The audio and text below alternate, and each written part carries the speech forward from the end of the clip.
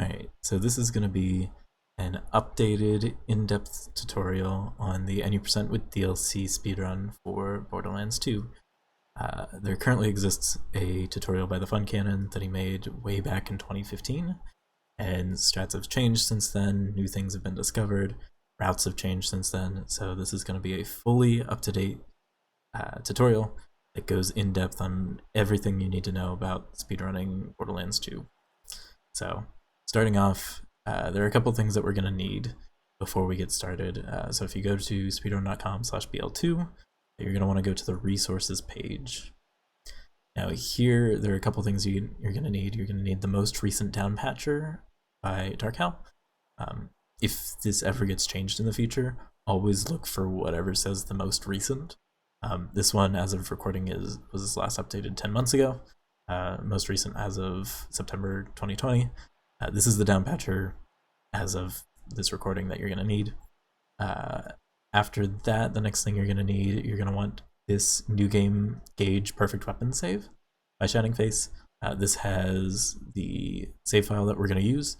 The 80% run lets you start with a pre-made save to eliminate the RNG at the very start of the run. So you're going to want to download this save, and this is what you're going to be using for every single run you do. And then lastly, you're going to want the 80% splits just to make things a little bit easier. My splits are slightly altered to one, I guess, compensate for some route changes and add some extra splits. These are up to you, but this is a good starting place for what splits to use. And then to open those splits, you're going to need to download Live Split. Google it; you'll be able to find it pretty simply.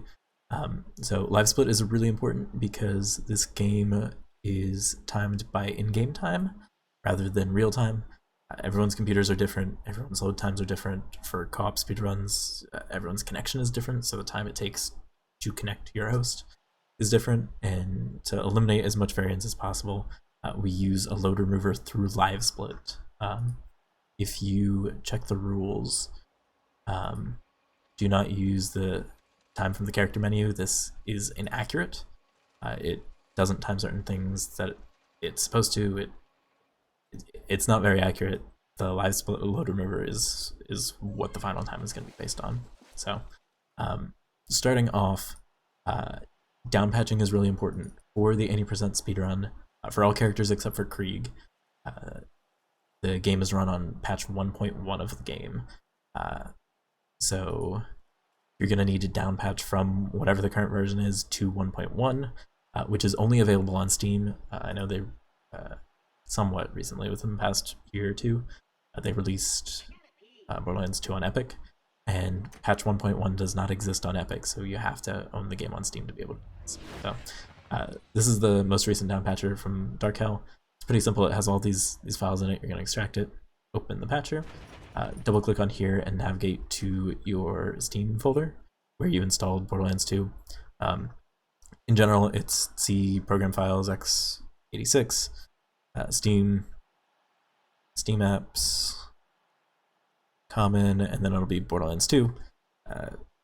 Ignore this details here, but Borderlands 2, that's all you need to find that, click OK, and then from the drop down select 2.0 to 1.1 and click go, and it'll downpatch your game. Pretty straightforward. Once it downpatches, run the game, and to tell if the downpatching worked, you're going to want to go into game, and then under matchmaking, go to match browser, and in the bottom corner it should say version 1.1. If you're not on version 1.1, try again with the patchers. Sometimes it takes 1 or 2 times to work. If you ever mess up your patch at any point, all you have to do is go into Steam, and then in Borderlands 2, right click, go to properties, local files, and verify integrity of game files. Doing this will update your game back to the most current patch, so you can try again with your downpatching. So this is really important to downpatch to 1.1 because a lot of the glitches that we're going to be using are only available on 1.1, and if you're not on 1.1, you're going to be losing a lot of time for the 80% Gaige run. There's actually different categories that you can run if you don't want to downpatch at all, but that's a completely different category. It's current patch is what we call it. it's more or less the glitchless run of this game. It's a fun run in its own right, but this tutorial is specifically going to be going over the any percent with DLC Gaige speedrun. So next, that save that you download, this is going to be the save that you get. You're going to want to navigate to this folder. It's going to be My Documents, and My Games, Borderlands 2, Willow Game, save data, and then just a string of numbers. This is going to be where all your saves are. All you have to do is copy and then paste into this folder. Replace it if you already have one. And this will be the new game starting Gaige save to use. And then last thing setup-wise, outside of the game that we have to worry about is live split. So once you download live split, it'll look a little bit differently. I have a horizontal layout just because that's the one that I like. It'll look a little bit different. If you open the splits from speedrun.com, it'll have most of these splits that you're going to want to right-click and then click Edit Splits. Right? And then so long as the game name is Borderlands 2, this load remover is going to show up as an option. And all you have to do is, it'll look like this. All you have to do is click Activate.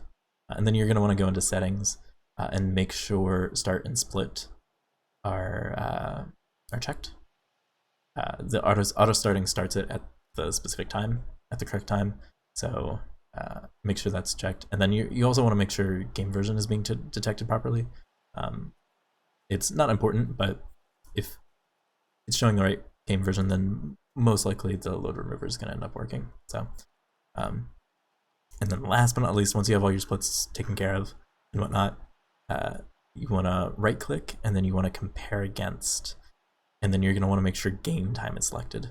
Actually, I can show off what happens if you launch without game time being selected. So let's open my co-op splits as I run real time. So if you're not comparing against game time, this pop-up is going to show up. This game uses game time. Time without loads is the main timing method. Live split is currently set to show real time, including loads. Would you like to switch time method? For this, you're going to want to select yes, and then it will automatically change to compare against game time. So something really useful that BGM added into the load remover that is very, very annoying for certain runs, but overall, in general, really helpful. And then that should be all of the setup outside of game that you need to get started with the run. So I'm going to close live split because I don't really need it running for run. Now that we're in game, there's still a couple settings we need to change in game. The big one, you want to go into options, keyboard, key bindings, and then aim assist. You're going to want to turn this on. We'll get to why a little bit more later, but aim assist is incredibly strong and incredibly fast. There's no reason to be shameful or think it's lame that you use aim assist. The only goal of the speedrun is to go as fast as possible, and aim assist is very fast, and we'll get into why a little bit later. But you want to make sure this is on. And then in keybinds, none of the keybinds really matter specifically. You just want things to be on buttons that you're comfortable with. The only one that is really, really important that you have bound is drop weapon. By default, this isn't bound to anything. You want to make sure it's bound to a key that is easily accessible on your keyboard. We're going to be using drop a lot in the speedrun. So other than that, none of the keybinds really matter. You want melee on something that's comfortable. But other than that, that's all the other settings are just based on your comfort. Right. And then another important thing, you want to go into your video settings, and then you want to limit your frame rate to capped 120. Really high frame rates are actually really bad in this game. There are a couple times where high frame rates are good, but in general, AI and characters in game just function better on lower frame rates. So it doesn't make any sense. But the best combination of getting really good high playable frame rates and getting working AI in the game is to just cap your frame rate at 120. So that's really the big thing that you want to check whenever you're running. Other than that, you should have everything else you need. So one thing that I didn't actually mention in the out-of-game setup is this is the any percent with DLC speedrun. So you can use any DLC you want for the run. In particular, that means 2 DLCs that you want. So there are only 2 that you really end up using. You want the Necromancer pack. That's the DLC that Gaige is a part of. So kind of need that active to be able to use Gaige. And then you want the Premier Club. This gives the starting gearbox weapons, which are really, really important for the, more particularly for early on in the run, but we do use them throughout the entirety of the run. And then those are really the only 2 DLCs that you want active. I have Psychopack active as well, and the DLC campaigns. But other than that, you don't want Creature Dome, Creature Slaughter Dome. You don't want those active. You don't want Collector's Edition. You don't want Collector's Edition pack. All of those give an extra dialogue box, which loses about 5-10 seconds if you have it active. And then the Collector's Edition actually loses a dialogue skip that we could potentially get. So that's definitely one that you want disabled. So other than that, those are the 2 big ones. Necromancer pack and Premier Club are the important ones to have active. This is only the 2 DLC characters are allowed to use DLC weapons.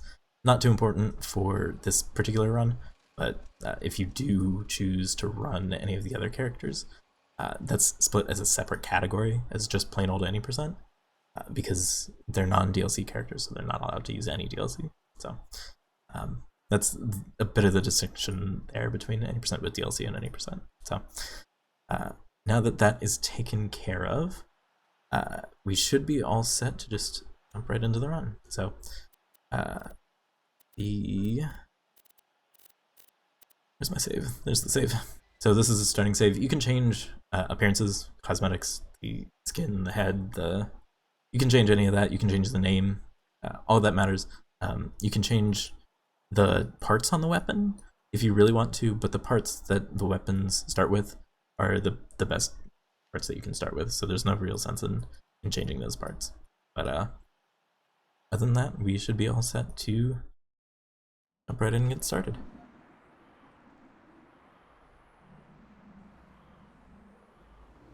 So this starts with I want to say about a minute-long cutscene of just listening to Claptrap. That's going to be a lot of the early game, is listening to Claptrap and just waiting on Claptrap. So just kind of have to sit here for the time being. Time doesn't start yet. Time doesn't start until you actually gain control of your character. So like I can't move right now, so the timing hasn't started. Life split will automatically start whenever you do gain control of your character, so you don't have to worry about starting your timer. It should ideally start automatically for you. So Claptrap's just about done talking. We'll be able to start soon. Alright, so there are a couple of triggers here early on you have to hit to get Claptrap to move on. He's like a stopping point right there, a stopping point like right here. You can just run past that. As long as you hit it at some point, he'll recognize that you're there and move forward. So what you want to do at the start is just run to this door over here. There's a trigger that you want to skip hitting.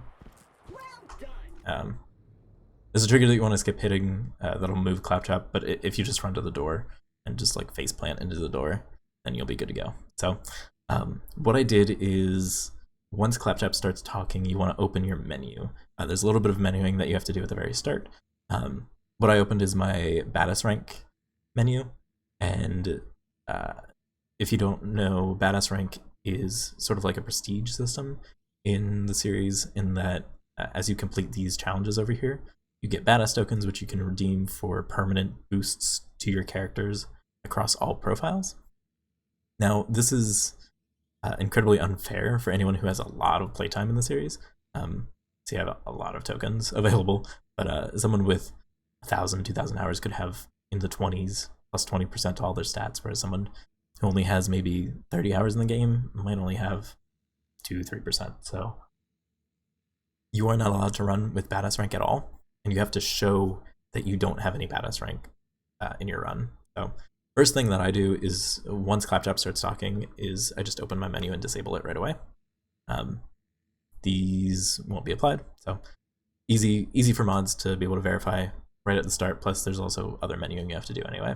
So the reason that we do the menuing when Claptrap starts talking is while your menu's opening, they actually continue their dialogue line a little bit. So it's a tiny optimization, but not too difficult to just do once Claptrap starts talking. So disable your badass rank, and then you're going to want to open your inventory. And these are the dialogue boxes that I was talking about. There's one for the Premier Club for the starting weapons, which you're always going to have. But here, if you have the Creature Dome and the Creature Slaughter Dome and the Collector's Edition, you'll have 2 additional text boxes. Here, you're only going to have this one for the Premier Club. So you're going to want to hit enter. And then one thing that I didn't do that's a bit of an optimization is if you have your assault rifle out, whenever you open your inventory, then it'll automatically be highlighted. So all you have to do is enter to equip your sniper that's in your backpack. And this sniper is going to be with you the entire run. So get used to it. So Claptrap finishes his line. We just have to wait here for him to open the door. And we can enter here. Now, there's around a 30-second like mini cutscene or something that we have to wait through for Claptrap to, I don't know, do his thing. Here, you just loot his place. The only thing you don't want to do is you don't want to pick up health. And that's really important because we're going to be doing a death fling soon. So you can just open up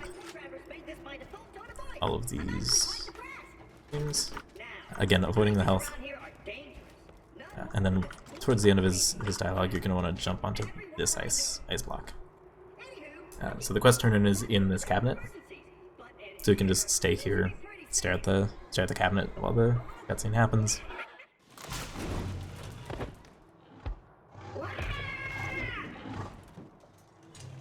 Like I said, early game is a lot of waiting on Claptrap. So once the cutscene ends, we're going to turn in here, and then we're going to down ourselves on this fire barrel. Now there's a save on the other end of this wall. It's the fast travel to wins your waste. And we're able to hit that save prematurely. If we look over here, this door is closed, and there's a whole lot of dialogue that Claptrap has. So we want to hit the save as soon as possible, and if we do so and save quit, then it'll skip all that dialogue, skip all the animations, and spawn us on the other side of this wall. So all of the other vault hunters are able to jump onto this pillar and just hit the save through the wall. Gaige is too short to do so, so we have to do this death fling to fling ourselves at a really high speed and hit the save through the wall. So whenever you end up dying, your body ragdolls and can fall into terrain. And if you fall at the right angle, then it shoots you out of the terrain really quickly. So we're in this area. We want to fall into this crevice and just jam ourselves into it, and then look around this area and just bleed out. So we'll fall into this iceberg, and then once you see that Borderlands symbol right there, you can save quit. Now, save quit that I just did is really fast and really specific. There's a certain button combination that you can do to get those really quick save quits, which I'll show off here. So you want to hit escape to open the pause menu, hit end to highlight quit, enter, up, enter. And it's simple as that. Takes a little bit of practice, but once you get used to it, you can save quit really, really quickly. So, like I said, hitting that save puts us over here on the other side of the door. Claptrap has already moved from way over there and getting his eye taken out to all the way over here. This door is open, we spawn on the other side, we skip all the dialogue. This death fling is very, very strong to do. And then, like I said, all the other characters, all they have to do is just jump onto here and just maneuver a little bit, and they'll hit the save. Gaige is just too short to do so. Anyway, we spawn over here, we just walk forward to hit Claptrap's trigger, and we're at even more waiting for Claptrap. So Just loot a little bit here, get some ammo. These crates can have money. Just a little bit of looting, well, something to do while you wait for Claptrap. So you're gonna want to run all the way over here. This ledge over here has a really good angle on shooting. You have a wave fight over here, and this gives you a good angle on all of the enemies that you have to shoot. So there's gonna be 2 spawns up here. One right there, one right there. One's gonna spawn on the top of there, and then 2 are gonna spawn over here. You can actually do this fight too quickly. Claptrap just said, "Protect me, Squire," and then that's when the defend Claptrap objective actually showed up. You have to wait for that objective to kill the Billy Bongs. Whenever you're first starting out, you're probably not gonna run into that issue, but as you get better and better, if you kill too quickly, then you soft lock and you have to save quit to fix it. So what I'm doing right now is actually showing off how incredibly strong aim assist is. So whenever if your cursor is close enough to an enemy, and you scope in, it'll actually lock on to the center of their body mass. So you can see I'm not really close to the Monglet, but I scope in and it actually scopes in directly on their hit spot, on their crit spot. So we abuse this a ton in early game. So all you have to do is quick scope, and you're gonna kill the Blaybong. So really quickly like that. That's why you want to have aim assist on. It is incredibly strong, not having to worry about aiming, and that's a really common thread in this run. Is aiming is lame and aiming is slow. So we do our best to not have to. So over here is another wave fight. You want to clear this wave fight early. It's a little annoying with the earthquake that's happening, but you want to kill all of these bully mongs before Claptrap gets here. So just killing all those, and then what I'm about to do is called a drop reload. Every weapon that's in the world has a full clip. So you saw there my sniper ran out of ammo, so I just dropped it into the world, and by doing so, it's in the world, so it has a full clip. I picked it up and did it again to swap back to the sniper, and my sniper had full ammo. So it's a really quick sequence. It's QE, QE. Well, my drop is Q, so it's QE, QE, but whatever your drop key is, just drop and immediately hit E, and you'll be able to hit it. It's a little bit of a timing thing, but it saves a little bit of time throughout. So I'm actually a little bit out of position. You want to be a little bit right here for this wave fight, because that's where Claptrap spawns. You can just pick him up right away. And another wave fight, enemies are going to spawn out of these 3 holes, and you just kind of have to keep track of where they spawn and kill them as quick as possible. So right there, and there we are. So the reason that we kill that first wave early is for a little bit of extra experience. We have to wait for Claptrap to fall anyway, so there's not really too much that we do.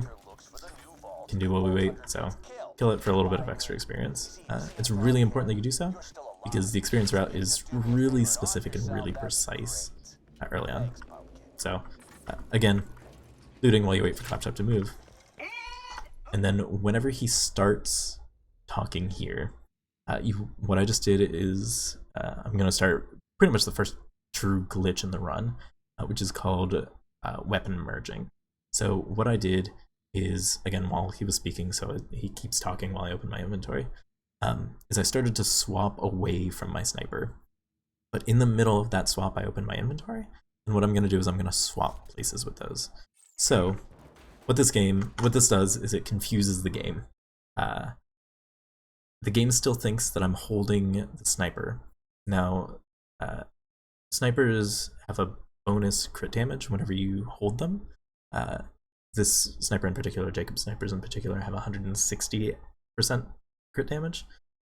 So now I merged that effect onto this SMG.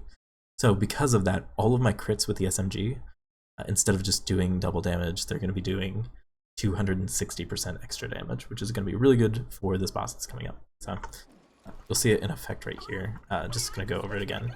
Hold the sniper, swap away, open your inventory, and then swap their places in your inventory. So just have to wait for Claptrap to talk. You want to stand around this area to be in a good position to kill Knuckledragger. I don't know. I don't have an exact position.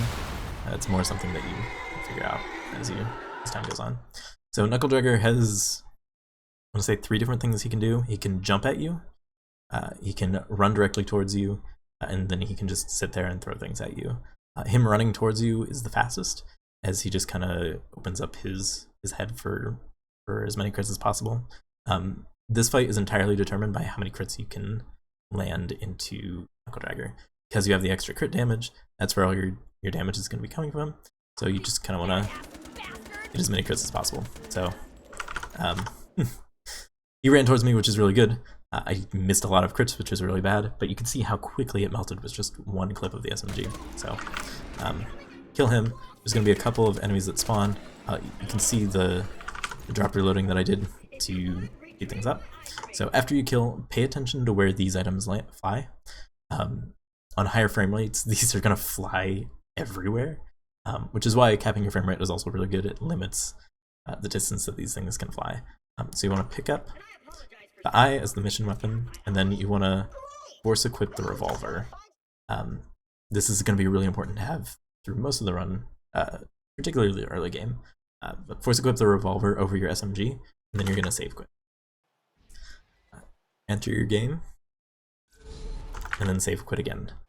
This is a double save quit, doing so skips Claptrap's dialogue over here, and then progresses him further on in the post Knuckledragger fight. This is actually faster real time too. It's so because we time game time, anything that we can do that speeds up in world is worth it. So even if something is technically maybe slower in real time, it skips time in game, so it's worth it. Just so happens this is faster real time. So enter your game, and you're going to spawn way back over here. So you just have to run to the end again. Claptrap is talking currently and progressing the story as we're in here. And we just skipped him to that position where he was earlier by the double save quits. So it's going to seem like nothing's happening while you're doing this. And you very well could, especially early on, you could realize that you might have even missed the double save quit. But right whenever you get around there, you'll hear Angel say, let me help you out. Let me get that for you. If she says that, then you did it right. If not, then you missed the double save quit. So as you're running over here, like I said, this is progressing while we're running over here. So timing's actually really perfect that it finishes right as we get here. So you just open this up, grab it, turn in the quest, and then Claptrap has some dialogue lines that he can say. Luckily he didn't say anything there, but he can lose you some time just by saying something. So that's the first blood of the game. So as you enter in here, Claptrap's gonna have a dialogue line. You need to wait for that dialogue line to finish before you can move. If you move too early, then you're gonna lose around, I'm gonna say like 10 seconds or so as he waits to finish the line before he starts moving. Wait until he finishes. Luckily we got a decent line. Let's go this way so you can move, and he moves right away. So. Over here, and then you're same thing as we did the second wave fight. You're gonna clear these enemies as quickly as possible.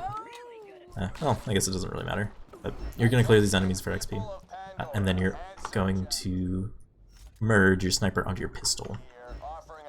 So what's gonna happen is you're gonna get 3 spawns out of this hole, and then you're gonna get 1 spawn out of the hole up top here. This is another place where aim assist is really, really strong. All you have to do is scope in, and it'll lock onto their crit. So it's a little bit more difficult for this brat, but kill that wave and then save quit. And here we have another wave fight to clear out Liarsburg. This one is entirely done with your sniper, and this one you just have to be aware of where all the spawns are. So usually I wait to start shooting until I hit this pile to get some money. And then here you just kind of want to quick scope. And these guys die to one body shot, so it doesn't matter too much. Shoot that door immediately. Kill that, and then you want to kill the brat. Trapper load. Kill the marauders. The brat, and then you have 2 more, and then save quit. That is a difficult fight, especially early on. You can lose a lot of time from just not knowing where all the spawns are and not being used to the quick scoping and abusing the aim assist. But it's really just a matter of memorizing where all of the spawns end up being and how your bullets end up out. It's difficult, but not too bad. So, that save quit skips a lot of these save quits early game. Skip either dialogue or skip character movement, and it's again these are more save quits where it's actually faster RTA too, and not just a thing that we do for in-game time. So we just have to run over here. But when Claptrap speaks, I feel my brain cells committing suicide one by one. I shall be out directly. And you just have to get into that green circle to trigger Hammerlock's cutscene. You could see before I was sprint jumping. Sprint jumping is about 1% faster than normal jumping, so it's a good habit to have to just sprint jump everywhere. So while all this is happening, you're gonna want to shoot the rack. How much rack you end up shooting and killing depends. It depends on your personal preference. We're gonna be doing more killing afterwards, but we need a specific amount of XP before we move on in the story. So I got a good amount of XP. A bar into level 3 is really good. We want to be somewhere in between somewhere in that 5th bar right there is about the amount of XP that we want to finish up in Liarsburg with. So you're gonna give Hammerlock the eye and then immediately save quit. Right, that skips the entire. It's like a 2-minute mini cutscene of Hammerlock fixing Claptrap's eye and then just talking to you and then running over here. Safe quitting just skips all of that. So you're getting really lucky with the weapon drops. Kind of funny. So run over here with this trigger, and then you're gonna start shooting this graveyard. For the quest over here is this town ain't big enough. You want to get XP, as much XP as possible. So,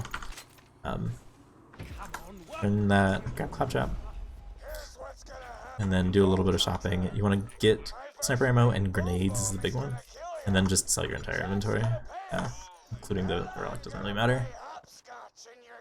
So you want to open this lever as soon as possible. If you wait too long, Claptrap gets like over here. He sees that the gate's closed, so he goes over here, opens the gate, and then goes over here. So it's faster. Get here soon. Excuse me. Get here soon. Open the gate. So he sees it, and then just continues on. So I'm gonna kill a little bit more. I think one more brat here gets me the XP that I'm. Yeah, that's plenty of XP. So like I said, we're somewhere in that 5th bar into level 3. This will get us a level up at a specific time to this upcoming boss fight. So once you hit this after leaving Liarsburg, you want to be done. If you don't get it from the bullymongs over there, there's a couple of bandits over here that you can shoot to get you a little bit of extra XP. There are a couple of triggers of Claptraps. This is one trigger, and then at the bottom of there you have to be standing at for him to progress. So make sure you're standing in those so you don't lose too much time. So this first wave fight, you want to shoot that dude that's sitting on there.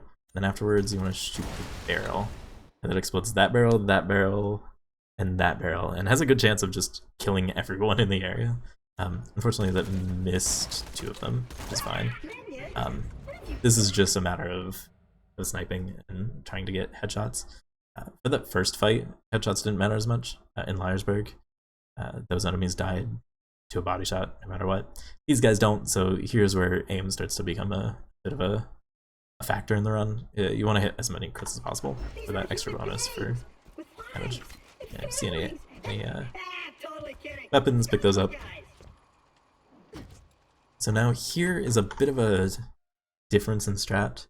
There's one advanced strat that you can do to save a little bit of time, and there's also one strat that you can do that is a lot safer.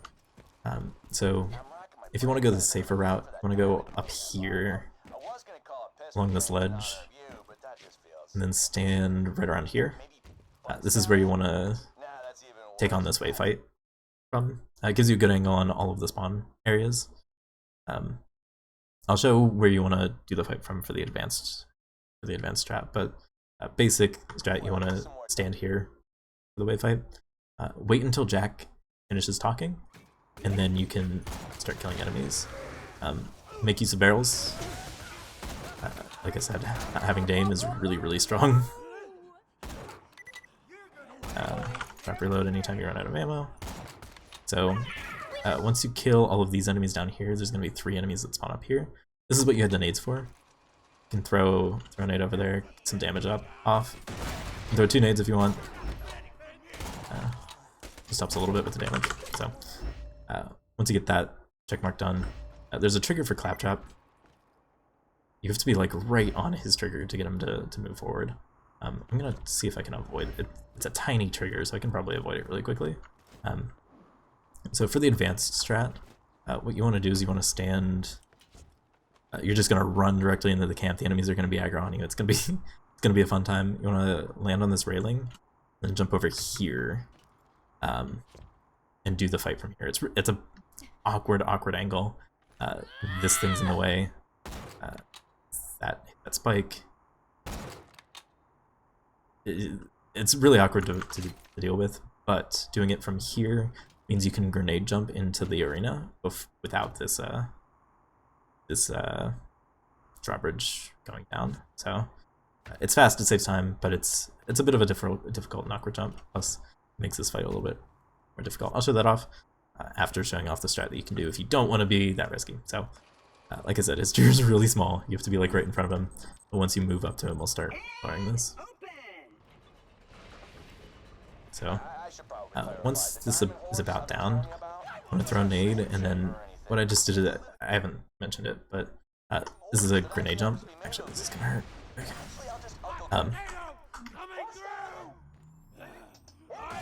Okay, so any grenade can boost you, give you a little bit of a boost. If you throw your own grenade, you have to have an unmodded grenade to get a boost. So you throw it and then time it right. You can jump over areas that you're not supposed to be able to jump over. So in doing this, jump onto here. You can actually skip those psychos and don't have to worry about taking a grenade from them and dying or anything. And then you can jump into the arena, and then you want to go into this area. Again, Claptrap's waiting.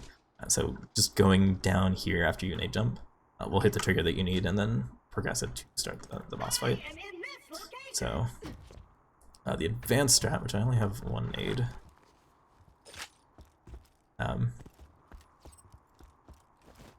The reason that I knew I had 1 nade is something called weighted ammo drops. It's not too important right now, but I will get to it a little bit. Okay, I have to. So I can try twice. So the advanced strat, right over here, you're going to throw a nade, then you're going to start sprint jumping, and then aim in this area. And then you can land on top of here, then land here, and you're in the arena. So, like I said before, there's a trigger down here. There's also an area discovery.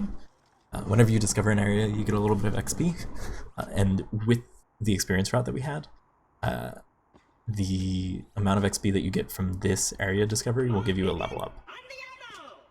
So every single time you level up, you get all your health filled, all your shields filled, you get your action skill, but more importantly, you get double damage for 30 seconds, I think?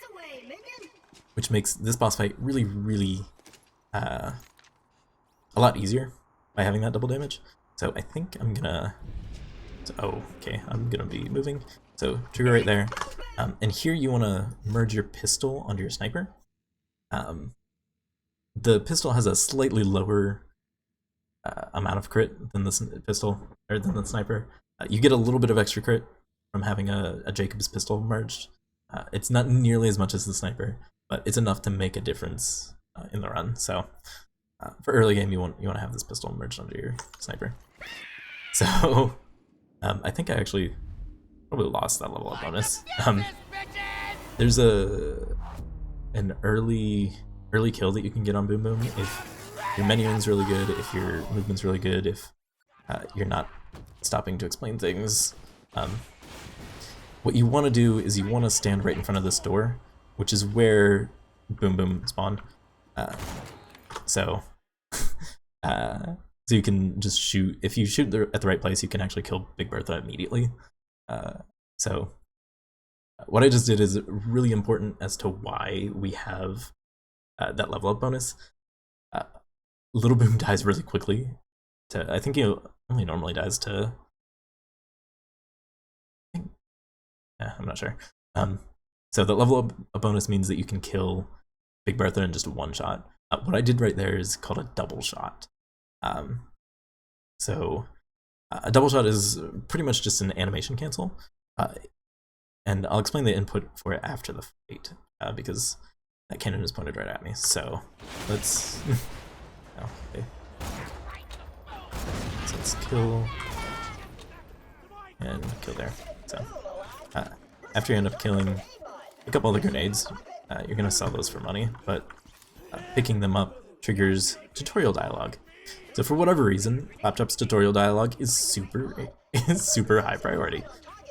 So he has like a quick little dialogue line of like shoot this, don't shoot, whatever. Picking up the grenade mod skips all of that. So you can get into the cannon as soon as possible, and just fire, and then you can get out.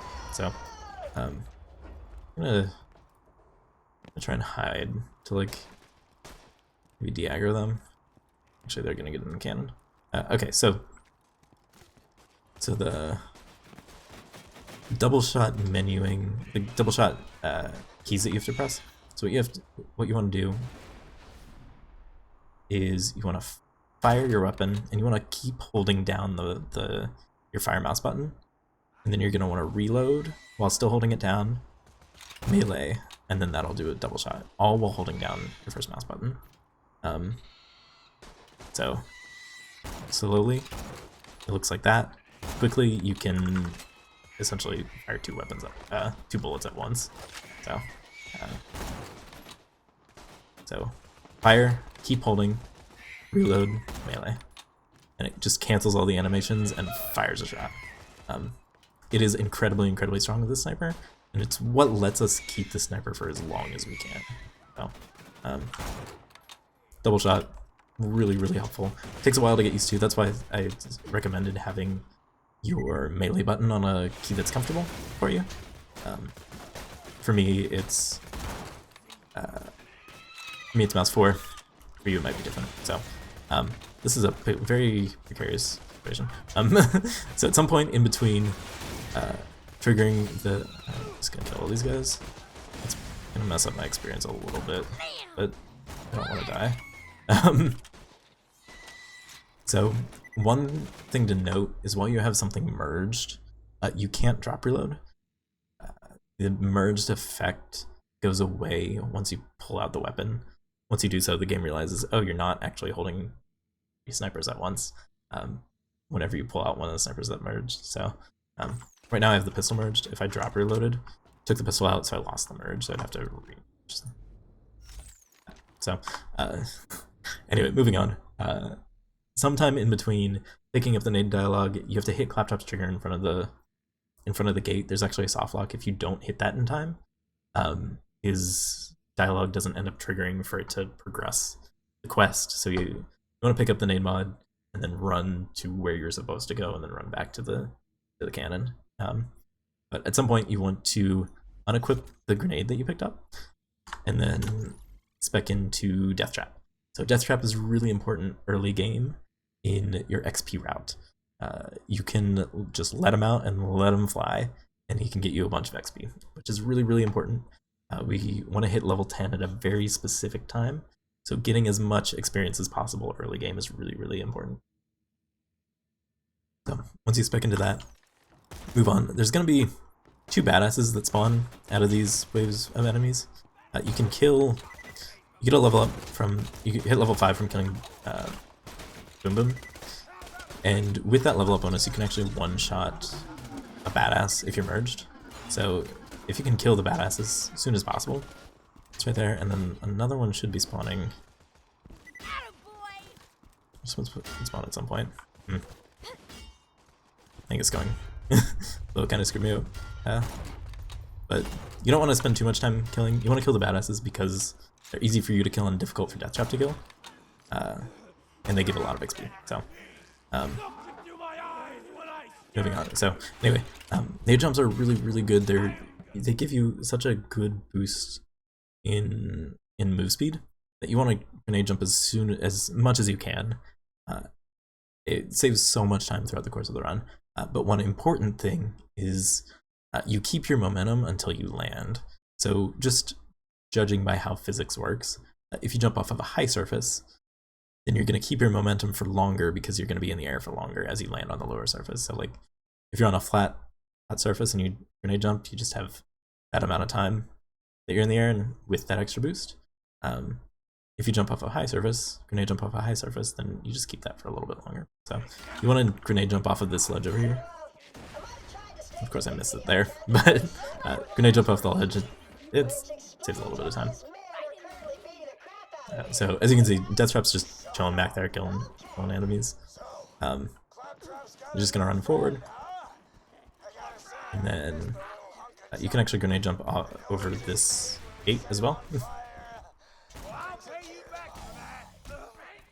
And then kill enemies if you can, do so quickly. That's not too important, but alright. So since you're using all this is gonna be really difficult. But since you're using all these grenades, you want to open crates if you can to replenish your grenades. I'm gonna be killing a lot of these guys just because doing this in general is difficult while being shot at.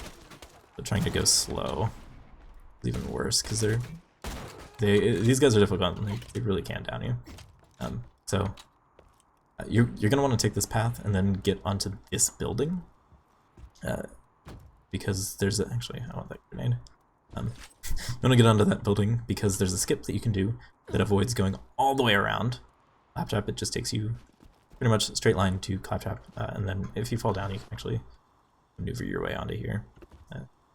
So you want to stand on here, and then you're gonna ledge yourself into this icicle wall thing, and it's really weird, and it doesn't look like you should be able to get in here, but throw a grenade and just jump like that. So you want to jump as soon as the grenade hits the ground. That's going to give you the most height possible, and in doing so you land in here. So I'll show it off again. So you throw the grenade, and then once it bounces on the ground, just jump and then hold forward. You want to worry more about getting height rather than distance on this one. So you're wedged into here, and then if you jump, you can jump onto this next tier and then just run across. So that saves a good amount of time, and again, just takes you directly to Claptrap. So you open this, then you have a chance of getting another grenade. A grenade is really helpful for this section. Like I said, directly to Claptrap instead of having to deal with enemies or anything. If you have an extra grenade, you can. If you have 2 extra grenades, you can grenade jump here. That's a ledge that you can jump over. If you have only 1 grenade, I would not do that and just throw a grenade here. It'll damage all of them enough to get them into really low range. But you want to shoot them. They're technically invulnerable for a little bit, or invincible, or unkillable early on. So you can shoot them and then you trigger the fight and then you can kill them. It takes a little getting used to, but this is nice. So you want to wait until Claptrap says this to start this fight. Like with the early on fights, if you kill early, it's not going to actually count for killing the wave. So wait until Claptrap says, "Protect me, Squire," and then another wave fight. Again, Rail's your friend. Not having to aim is really strong, but this is where your aim does really make a difference. And, okay, so double shotting is also really good to do if you can get really good at it. Double shotting makes body shots actually really strong. I'm gonna see if I can get health out of these. Probably not though. Oh, there we are. Okay. So, one thing that I'm still not entirely positive, depending on your graphic settings, these might not be solid.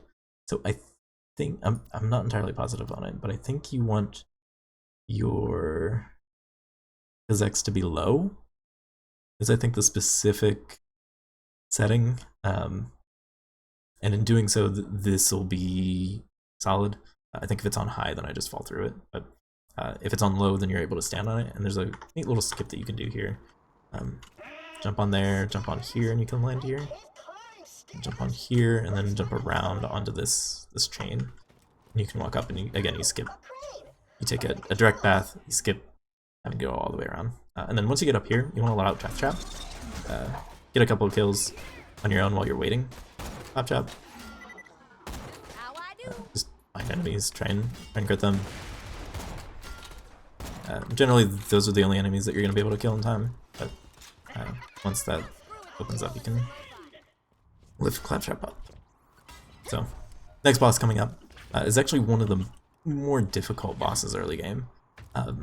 This is where the route change comes into play. Previously, we would farm Bewm a little bit to get a little bit higher XP, get more health, make the flip fight a little bit easier, but it's slow. There's a faster way that we can get XP, so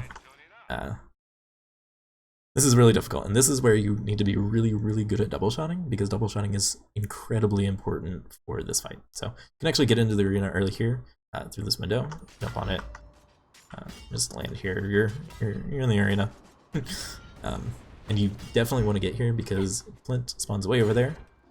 And if you're not there right away, then it's gonna be a difficult time. So you can run up this ramp, and I'm a little bit out of, oh god, Death Trap. I'm a little bit out of position. Like, okay, Death Trap might not. Yeah. So, look at that, a little bit out of position, but you want to make sure you have your pistol merged onto your sniper for that extra bit of crit damage, because it's going to be really, really important. And I'm going to be trying for a trick here. It's a 50-50 whether I'll actually get it, but I'm going to try it, and either way I'm going to explain it, how it works. And it can save a good amount of time if you get it. So you want to get up here. Okay, so he's going to be... His crit spot is underneath his mask. You can hit it if you're behind him, or especially with the sniper, you can just ram your face into it and get a crit right there. So there, I double shot. Got 2 crits, really, really strong. He set me on fire, which is really bad. So you want to get him a little bit low. He's going to be doing his Minecraft phase. So after that, you want to wait. You can hear the door open and run away. Alright, I didn't get it. So I did everything right. I just didn't run in the right path or anything. So what I just tried to go for is called Flynt manipulation. There is a trigger right over here that Claptrap has where he says, all right, now it's time to get to my ship. It doesn't happen until Claptrap moves all the way from his position, like way behind us, until he gets to this area. But these psychos can hit that trigger. So if we kill Flynt at the right time, they'll run towards you and could potentially hit that trigger. Claptrap moves earlier. It saves a good amount of time. Unfortunately, I didn't get it. There are runs that do get it. I would want to say the world record gets it. I would definitely recommend watching the world record. Currently, Deceptix has it at like 154 or something. It's a really good run, and you can see a lot of what I'm talking about just in action at the highest level. So I did not get the Flynt manipulation, and an important thing is you want to be listening for Claptrap to say, all right, now let's get to my ship. If he says that, you cannot kill this entire wave. If you do so, then it does all the triggers out of order, and the game gets confused and soft locks. You have to save quit to fix it. You're going to be all the way back in Liarsburg, which is really, really bad, and it's essentially run killing. So if you get Flynt manipulation, you can kill enemies, you cannot clear the entire wave. I would not let out Death Trap at all, because he can get kills for you and kill the wave and soft lock for you. If you don't get it, you have to clear the entire wave for Claptrap to progress. So, and the Psychos, if you didn't get it, you can let out Claptrap and you can help with the killing a little bit. Or you can screw up their pathing so you can't hit crits. Either one's possible. So, there's going to be 3 enemies that spawn. There's the 2 Psychos, there's 3 Marauders over here, and then I think I want to say 2 spawn out of each pipe. Drop your loading's fine. You'll need the extra crit damage eventually, but not imperative. Alright, so we clear the wave. Now Claptrap actually moves. Instead of moving immediately, you get a little bit more XP, which is something, but it's kind of slow. So sucks that I wasn't able to get it, but oh, so this is the dialogue line that we're listening for. You drop this. Wait. Okay, so usually he drops the tinderbox. I thought it was guaranteed, but apparently not. Unless I picked it up already. Oh, I did pick it up already. Oh, it's good then. So pick up the tinderbox. He'll always drop it. Get a little bit of money. Might be able to get a skin from it. Be able to get a Thunderball Fist from it for a lot of extra money. But pick up any item that you see on the ground you want to pick up, because money is very, very tight in the run. So, I'm gonna open that. Some items. Claptrap has a trigger over here that you want to hit. Then you can go and actually grab the items. Shields. Those items. You're never gonna have too much money in this run, so every single item that you see, definitely pick up. So, come over here, turn on a Claptrap, and then travel out. So now we want to hit. At this point, we want to hit level 8 at a very specific time. So to do so, we actually need to turn around, and we're gonna harm Bewm a little bit. So, doing this travel, Claptrap drives his ship, drives his boat all the way back over here, and spawns you right over here, which is the closest that you're gonna get to be able to farm Bewm. And actually, even casually, if you're farming for a BP, this is probably the best place to go from. So, it's a very direct line. There's definitely a path there. So, I'm gonna jump off the dock again, raised surface. If you had to drop reload for the fight, you want to remerge your pistol, and then anytime you're in your menu, it takes a little bit of time for it to open. So if you can do multiple menu items at once, it saves time. So while you open your menu to merge, you can go to your build, and then you want to spec into Anarchy.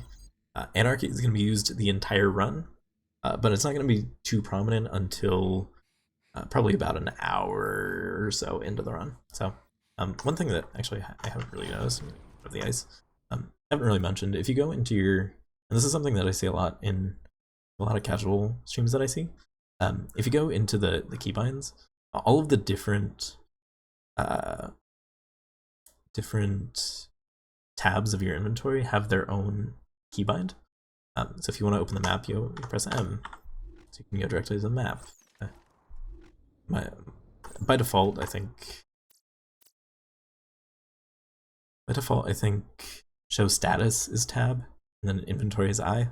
So if you press tab, it open just a random. I'm sure it's not random, but essentially it's random screen. So that's build, or whatever. But using these keybinds is actually really important. J for your status rank, L for your quest log. Using these is really important, and you can cycle through them in the menu just to save a little bit of time with menuing. So,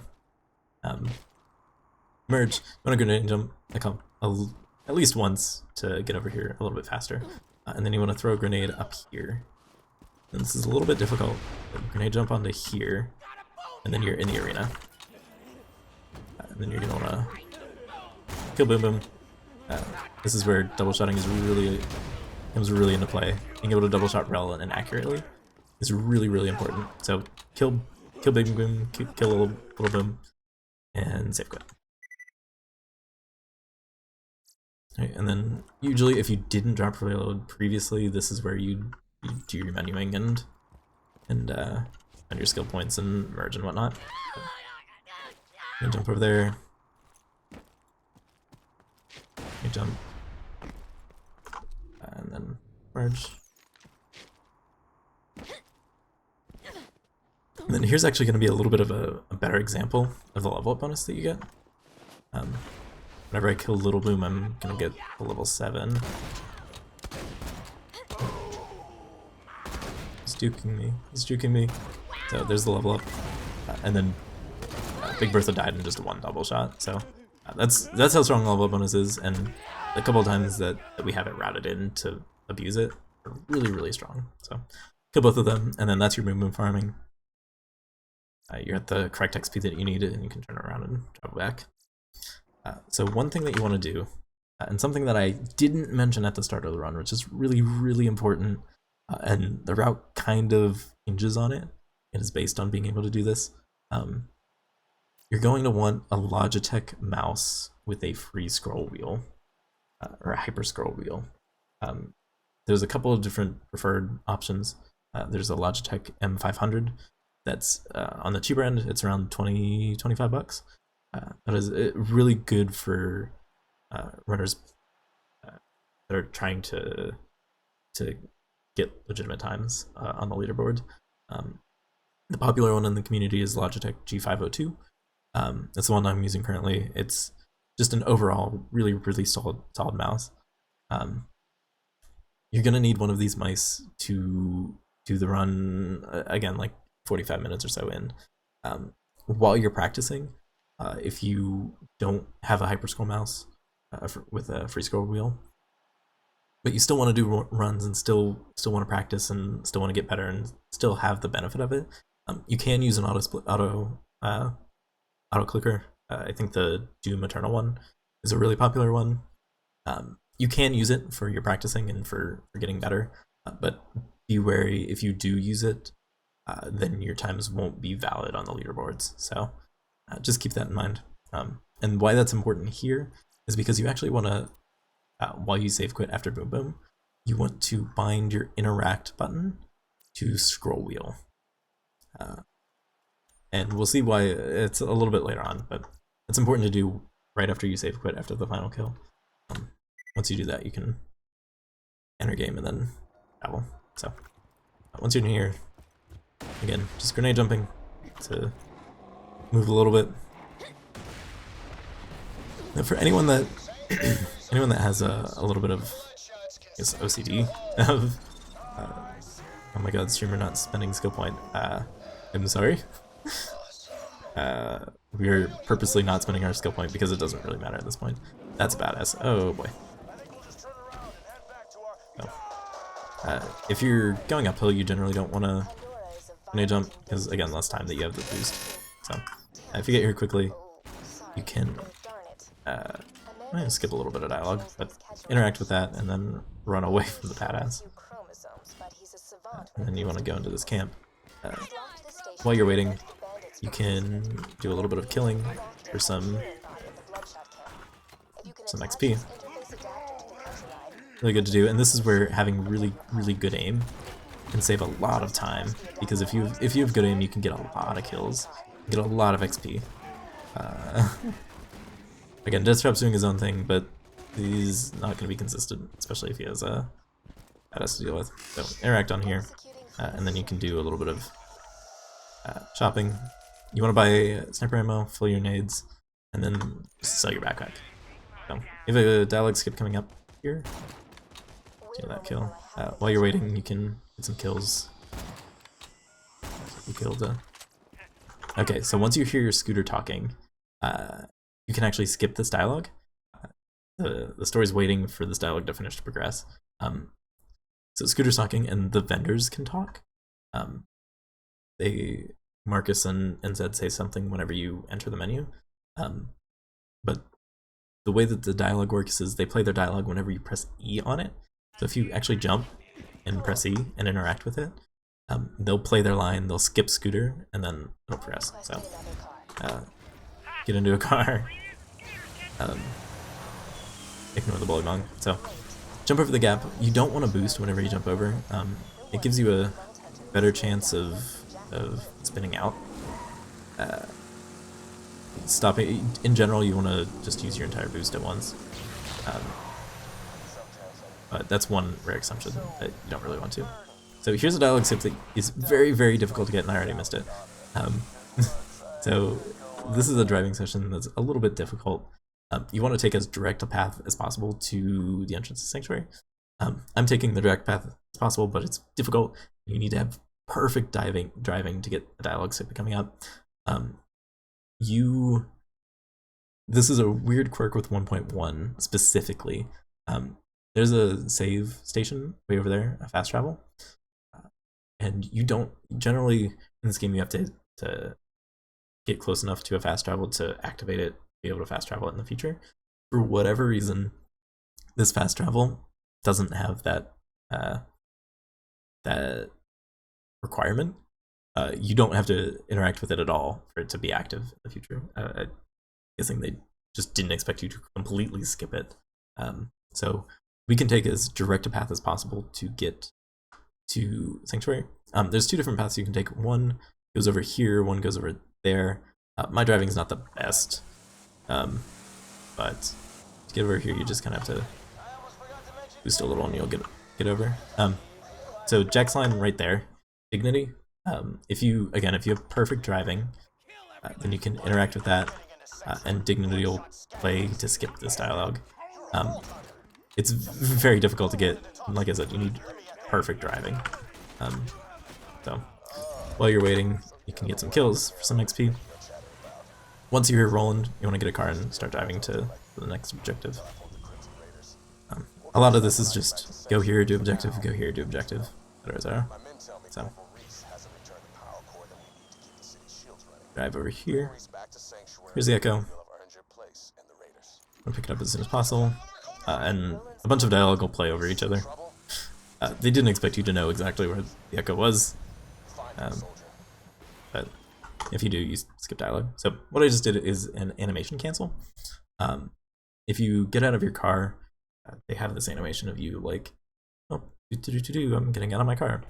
If your wheels aren't entirely on the ground, it doesn't even try it. You see it a lot in Borderlands 1 because they do this anyway. Is even if your car is like completely sideways, it still plays the animation of them like floating in the air as you get out. They didn't even want to bother with this.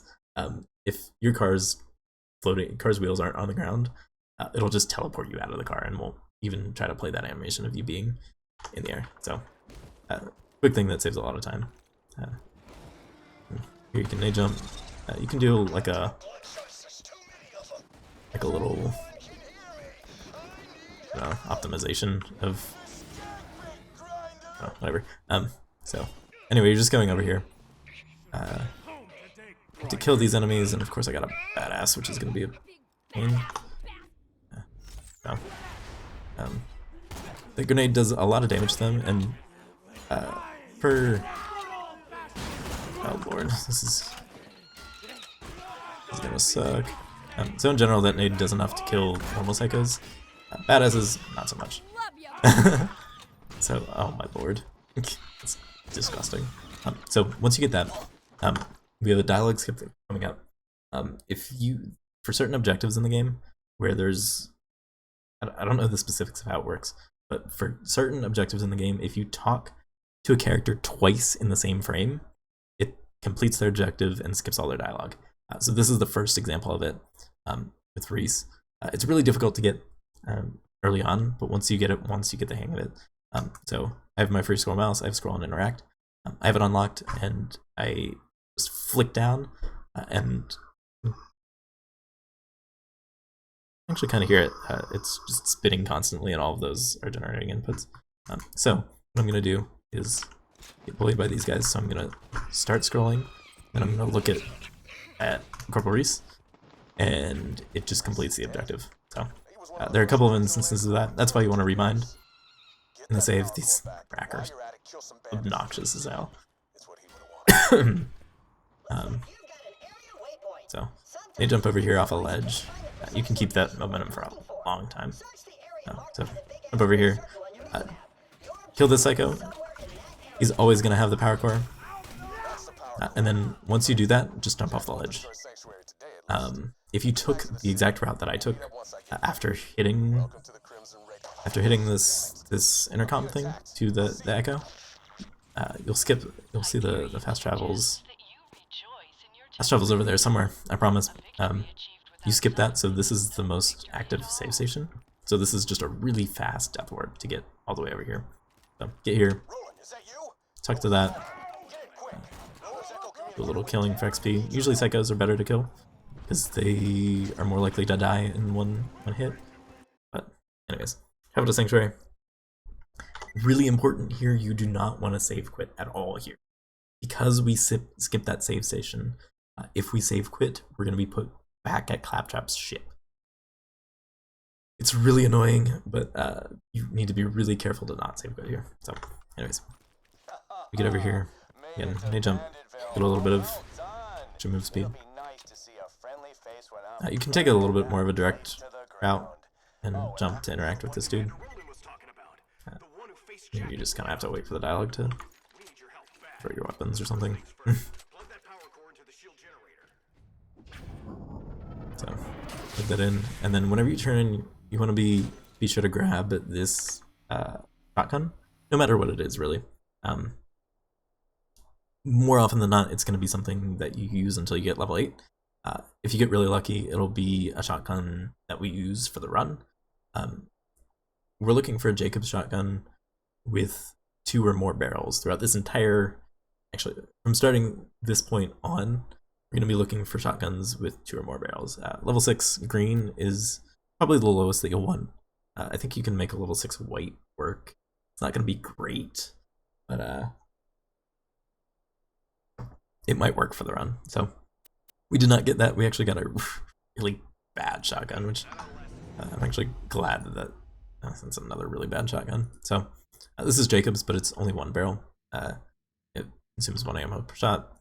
There's 4 different barrels, 5 different barrels that you can have.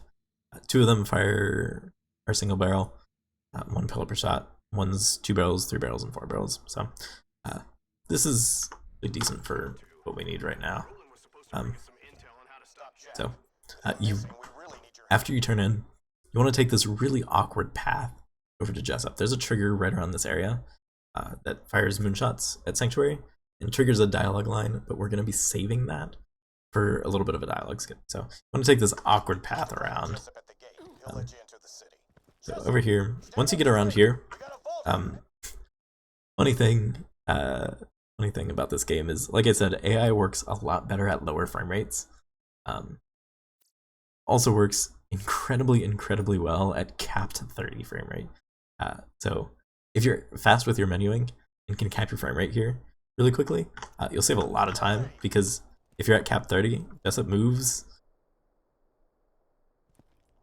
really quickly. That did not demonstrate it there, but there are times where you could be waiting 10 seconds for him to. It's ridiculous how long it takes for him to move here. But if you're cap 30, he moves much faster. So once he starts moving, you want to run back here and run in this direction, and you want to hit that trigger. So that's firing the moonshots, and then that skips a little bit of dialogue. So can say it's as difficult as it is to watch. Stay in 30 FPS for now, and you can rewind a little bit later. But just stand staring at that garage, and it'll hit the cutscene immediately. So this is another example of talking to an NPC twice in one tick that completes an objective. This is the next example. So as soon as the cutscene ends, I'm going to unlock and start scrolling, and then that skips all of Scooter's dialogue and just progresses immediately. Just take this path to grab the fuel cell, then the iridium, then the fuel cell, and then save. The reason that I'm doing a lot of menuing and a lot of option changing in the main menu is main menu time isn't counted as part of the final time. It's only the time that you are physically in game and not in a load. Even if your blue tunnel is counted because that's not a load screen, that's just an animation of you spawning. But load times are completely removed. Main menu time doesn't count either. I think in particular because there's a glitch that can happen sometimes where it just takes a while for you to get the options to join in game. So just to remove that, it makes it easier. So here you can fix your keybinds, get off a scroll interact. Actually, here I wouldn't quite get off a scroll interact yet. It's not too helpful, but it doesn't hurt for the time being, and then you can go back to a playable frame rate. So here there's just a couple of places where you have to interact, so it doesn't hurt to have scroll interact for here. Or if you hit it, it's fine too. But being able to complete these as soon as you can kind of helps. So plug in those 2 fuel cells, run to Earls, and then with how much grenade jumping we've been doing, you can kind of guess we want to buy a grenade SDU so that we can get more nades for more nade jumping. Quick little nade jump there. Plug in the fuel cell, and then save quit again. These all are either quick warps back to a better location, or they skip dialogue or skip animations or something. So any save quit is routed intentionally to skip something. So get over here, get the key from this dude. You can check this fender to potentially get a shotgun that you're going to use. This would not be one of those. Again, another single barrel. So what you're looking for, scatterguns and long riders are the single barrel shotguns that you get for Jacobs. You're going to be looking for either a coach gun, a bushwhack, or a quad. These are not any of those. No. Get that open, and then and you can see we're really close to level 8. Like I said, we want to hit level 8 at a specific time.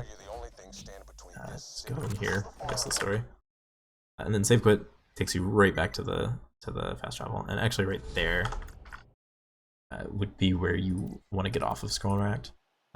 There's a section coming up where you have to revive Lilith, and you physically can't revive if you're on scroll interact. So,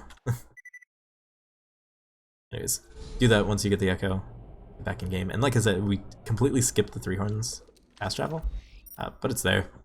We can travel directly to it. And here you can check the vendor again if you want to.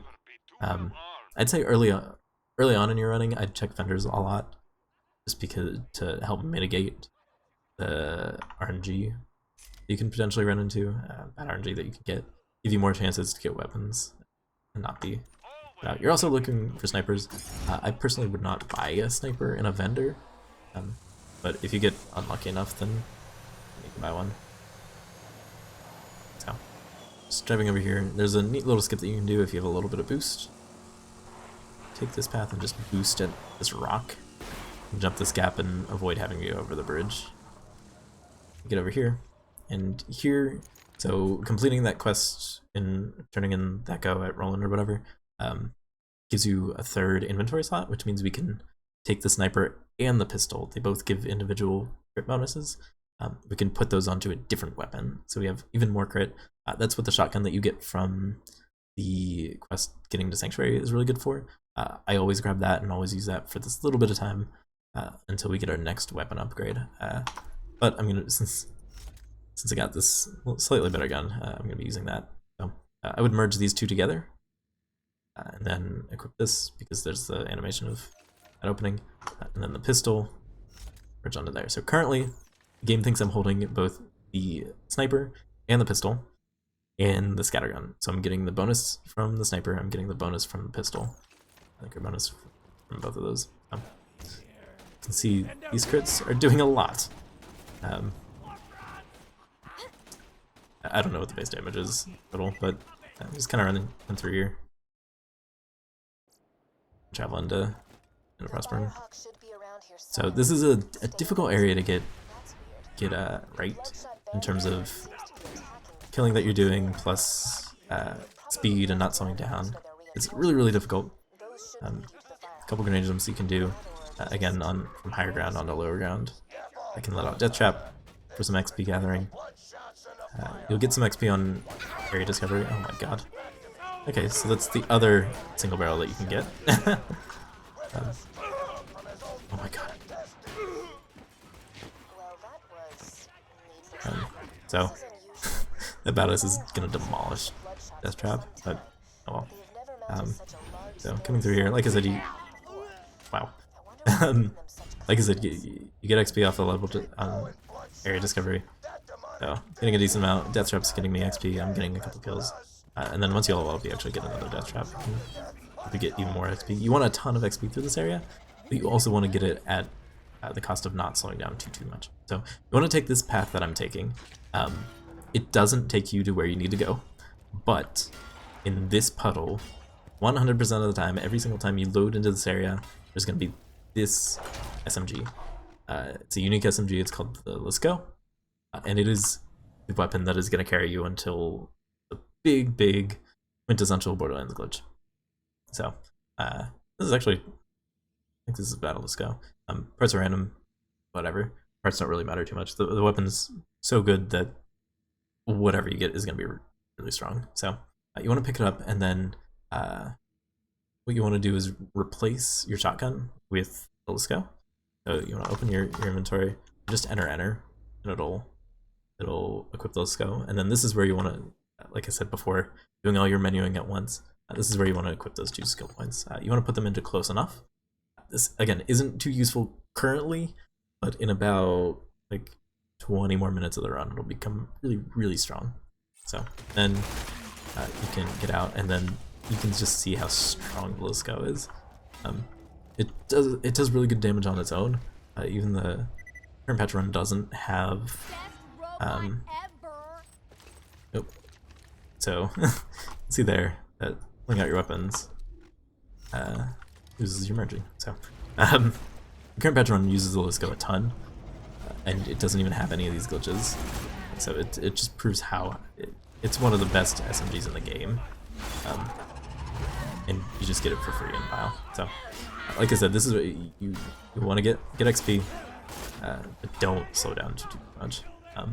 There's a couple of badasses that are guaranteed spawns that you should always kill for their badass XP, but other than that, I wouldn't, unless there's an enemy currently actively in your way, I wouldn't worry too much about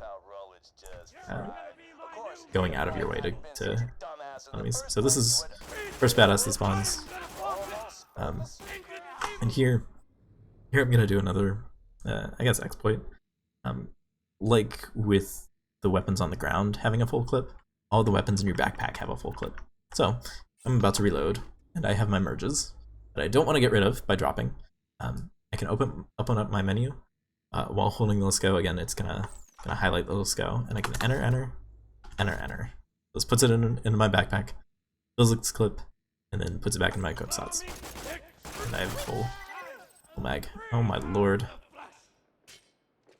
This is dumb. Okay, so that's still not the shotgun that we want. It's more runnable than some of the others, but still not gonna be fun to run. So 2 badasses spawn out of there. I would kill both of those, as well as just the normal psycho that spawns.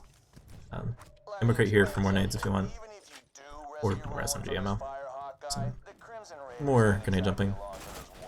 So if you're going optimally, you're not going to have another death trap here. I'm stopping a bunch and explaining, so I'm getting my gen skill a lot quicker. But again, this area is all about going fast while also getting XP. That's another jump off a ledge that you can do. And usually I'd just skip most of these enemies. Like I said, I'd have to stop and turn around to kill these guys, which just isn't very fast. So enter here and you have 2 more grenade guaranteed badasses spawn. So there's the first one. And then you want to stay behind this area. If you're too far forward, then the badass won't spawn. So you can see right here, something that I've been doing a lot is I have refrained from reloading. Even if I like start reloading, I usually stop the reload. That is because this is where Anarchy comes into play a little bit. Every time you kill an enemy, or anytime you empty your gun's magazine and reload, you get a stack of Anarchy. So you can see right now, I have 27 stacks. I've either reloaded 27 times or I've killed 27 enemies, either or. Now, for every stack of Anarchy that you have, you gain an additional 1.75% gun damage at the cost of 1.75% accuracy. So let's say I have 10 stacks, move the decimal place. Can I? Just move the decimal place. That's an extra 17% gun damage for free at the cost of a little bit of accuracy. So any chance you can to just rack up a ton of Anarchy early game and just refrain from reloading is really, really strong. So the inventory reloading that I did doesn't lose the Anarchy. Actually, I didn't even explain why the reloading was important. Anytime you manually prematurely reload your gun, you lose all of your stacks. So something that some co-op Gaige players do is they purposely rebind their reload button to something completely different and not accessible at all, just so they don't accidentally reload and lose all their Anarchy, because Anarchy becomes really, really important. So let's run through this area and cutscene for Lilith. Sup? How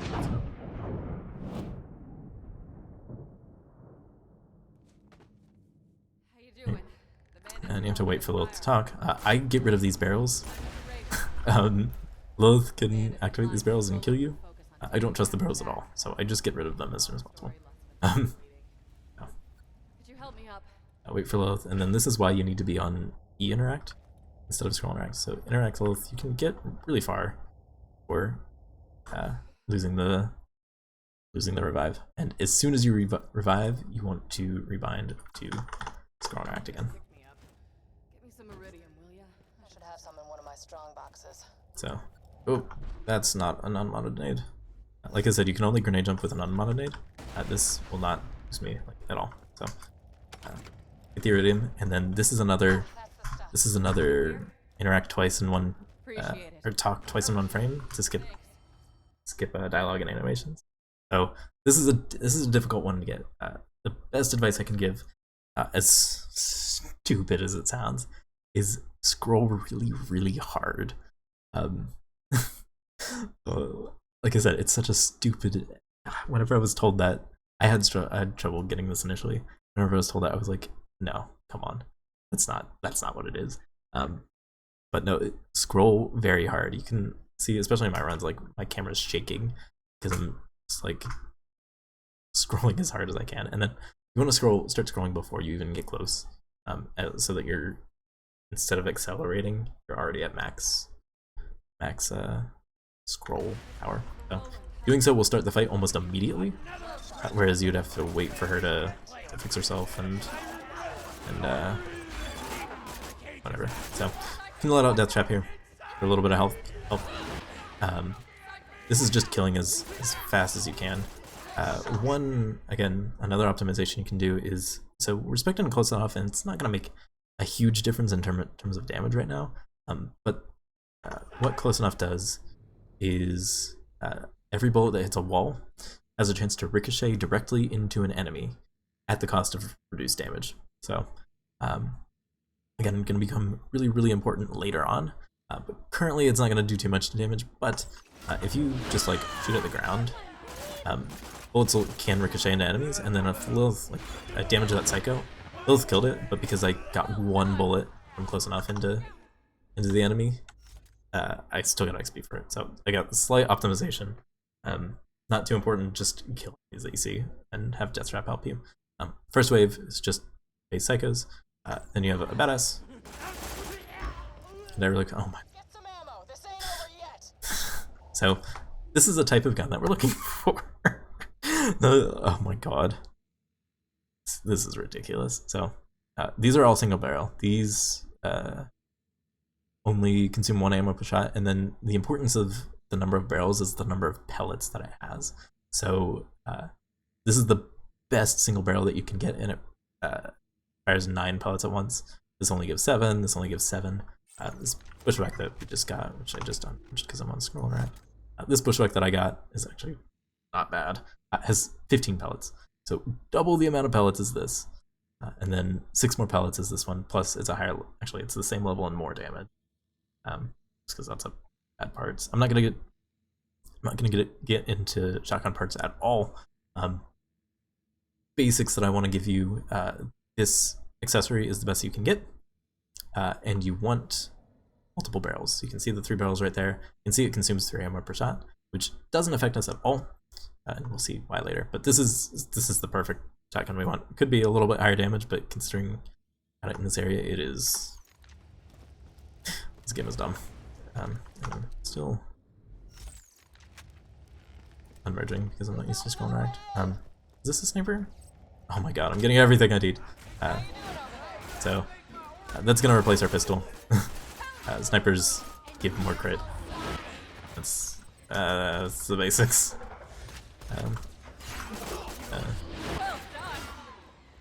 Again, Jacobs give the most. Any sniper gives you 100%. Jacobs gives an extra 60%. There's certain, again, I'm not gonna get too much into parts, but there's certain parts that give an extra 20%, whichever you have. Snipers are good. Alright, so that wave's done. We have 2 more badasses. I'm gonna get this badass first, just because it's far away from what you need. Got him full. Wow. And all the. Oh my god. Alright, so that's another sniper. So I'm all set on snipers. Wow. Okay, get rid of that. Alright. So you finish that. You have to wait for Lilith to, I guess, enter reality again. If she's in the middle of a phase walk, then you have to wait for her to get out of that.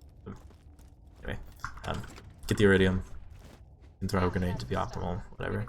And then this is another one. So, scroll as hard as you can, and then you can turn it in and complete immediately. If you don't get it at all, then you have to wait for an entire dialogue line. For both of these, there's like a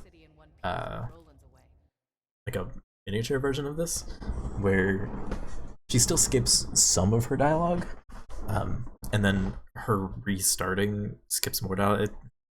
It's weird. You can get it sort of, you can get it fully, you cannot get it.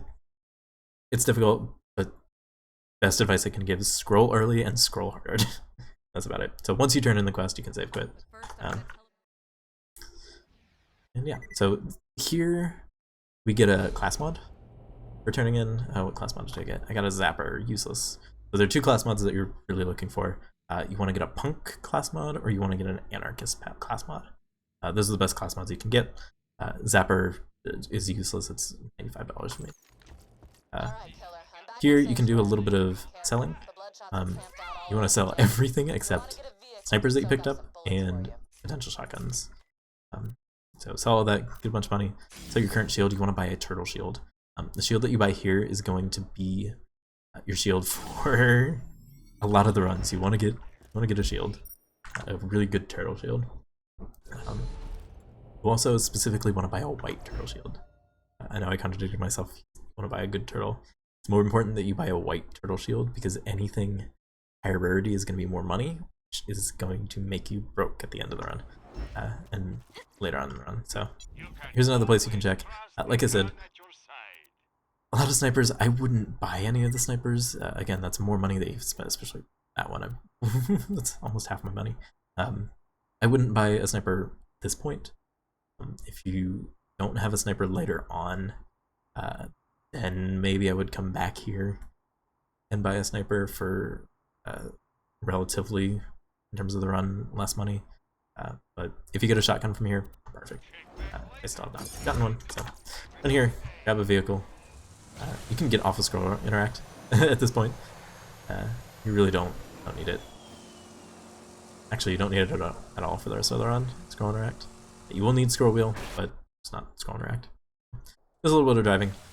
Drive to 3 horns. Pretty straightforward. Boost when you can, whenever it's full. Get over here. Here you need to honk.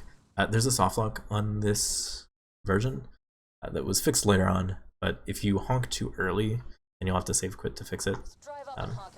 So you have to wait until it says honk horn at the gate for you to be able to honk horn at the gate. And then just travel to the dust. And then once you're in the dust, just more driving. This is one of the big driving sections. Like you ain't so. Guys, So keep an eye out for queen spider ants that you might get.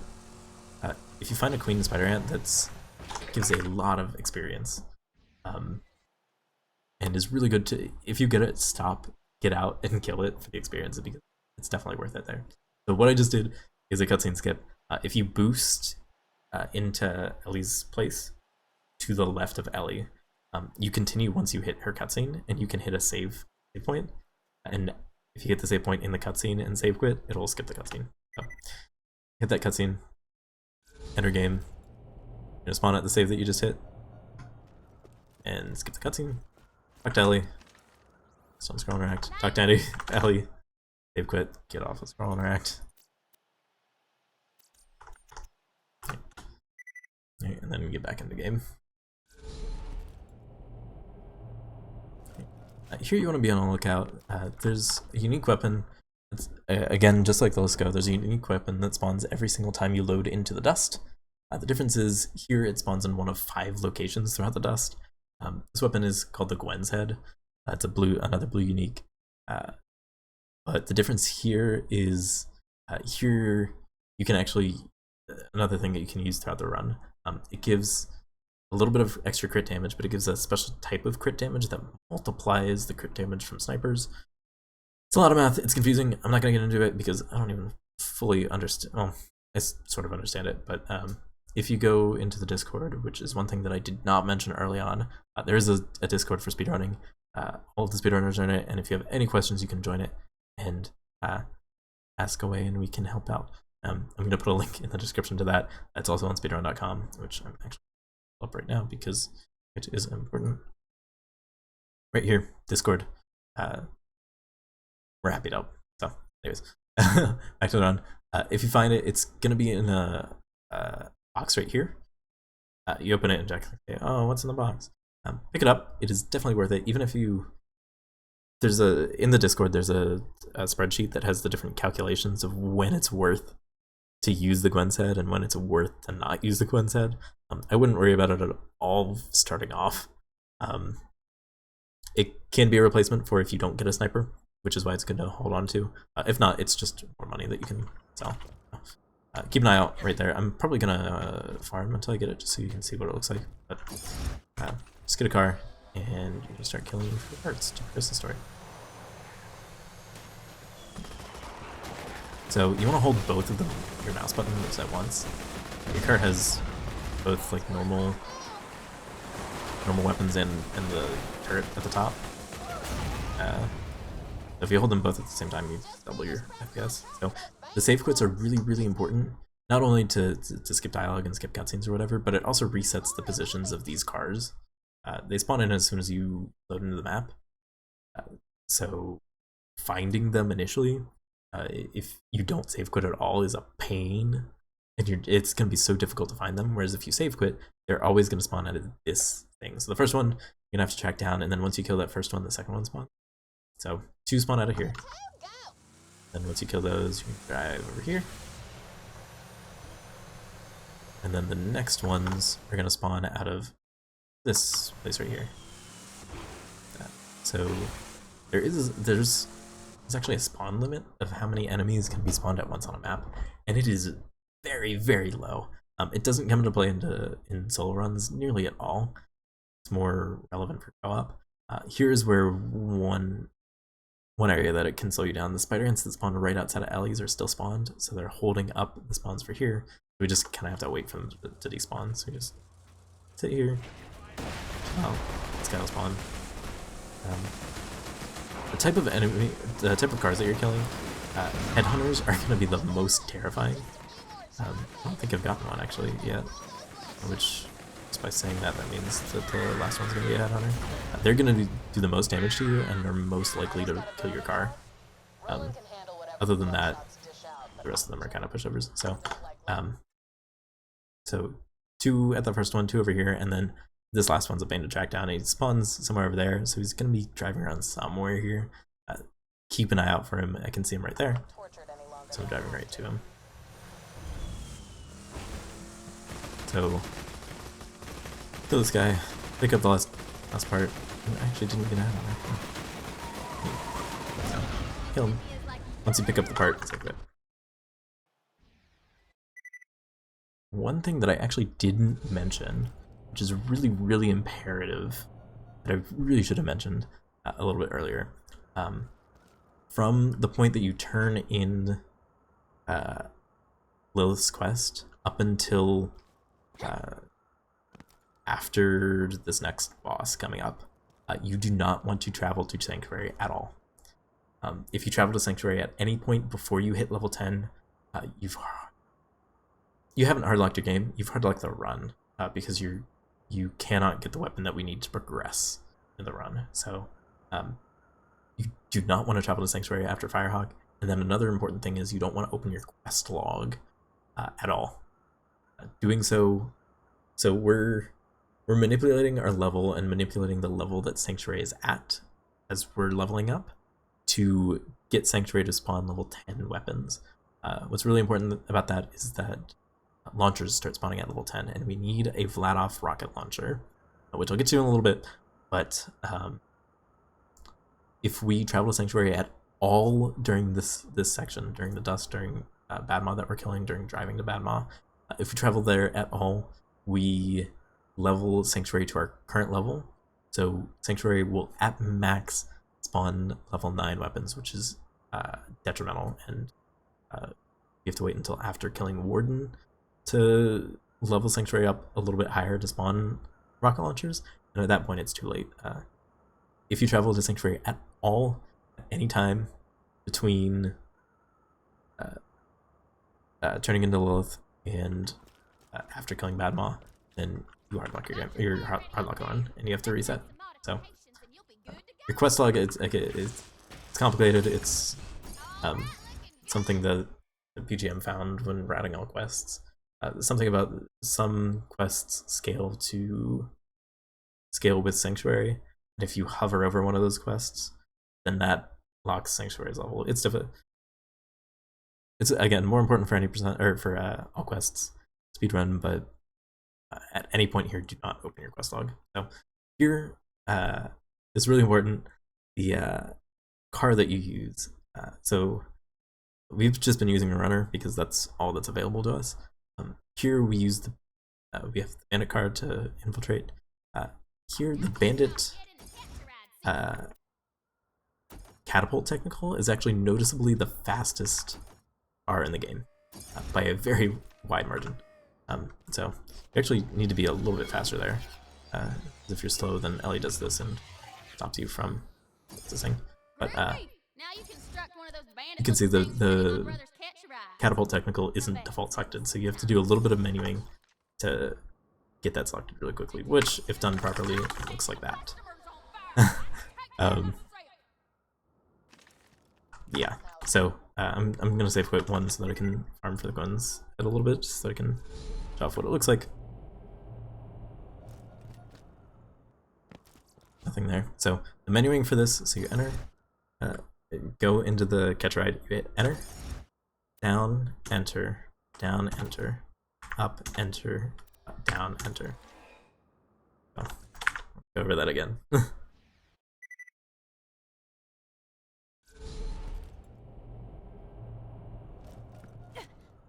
One side, maybe one side. Okay. So enter the catch ride, enter, down, enter, up, enter, down, enter. Yeah, it's difficult menuing, a lot of hotkeys in a lot of key presses in a really short amount of time. But if you get good at it, good enough at it, then it just becomes second nature that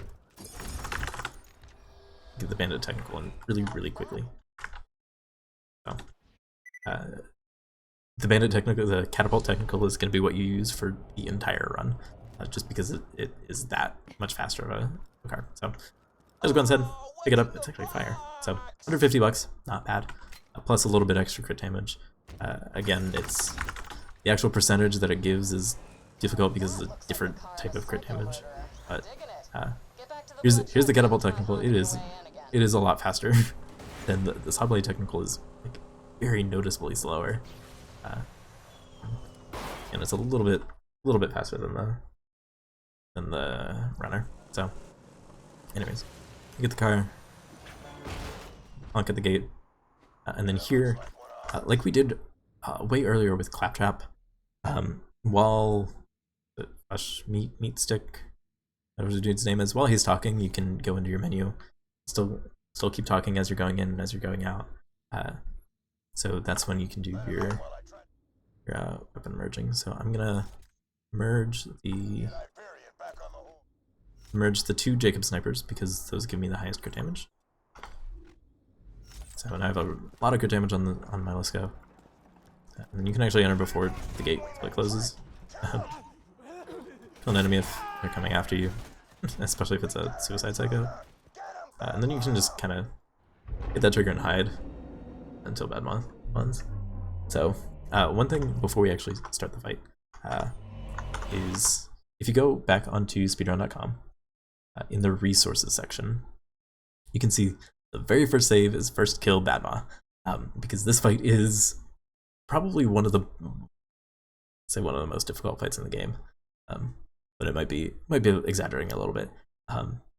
This is a very, very difficult fight because you are very underleveled.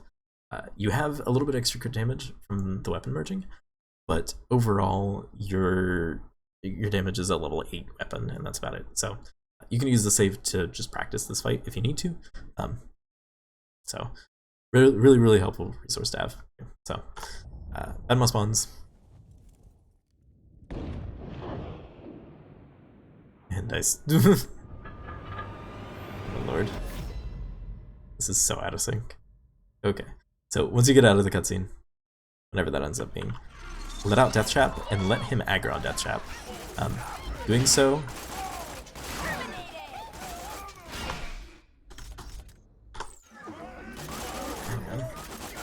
there we go. So you want him to draw all of his aggro on Death Trap because then he's swinging his shield at Death Trap. He's not blocking any of your shots, which is really, really important. That's how you can get a lot of crits in. Let's Go, since it's a doll weapon, if you're scoped in, it has burst fire. You can get a lot of damage in, and then towards the end, if you just need a little bit of accuracy to finish him off, you can just unscope and fire. So I made that look a lot easier than it actually is. This is a difficult fight that you can lose a lot of time on. So this is actually this is the newest strat that's been found recently. This is another instance that you want to be on scroll interact. So kill these guys, pick up anything that gets dropped. Money, really important.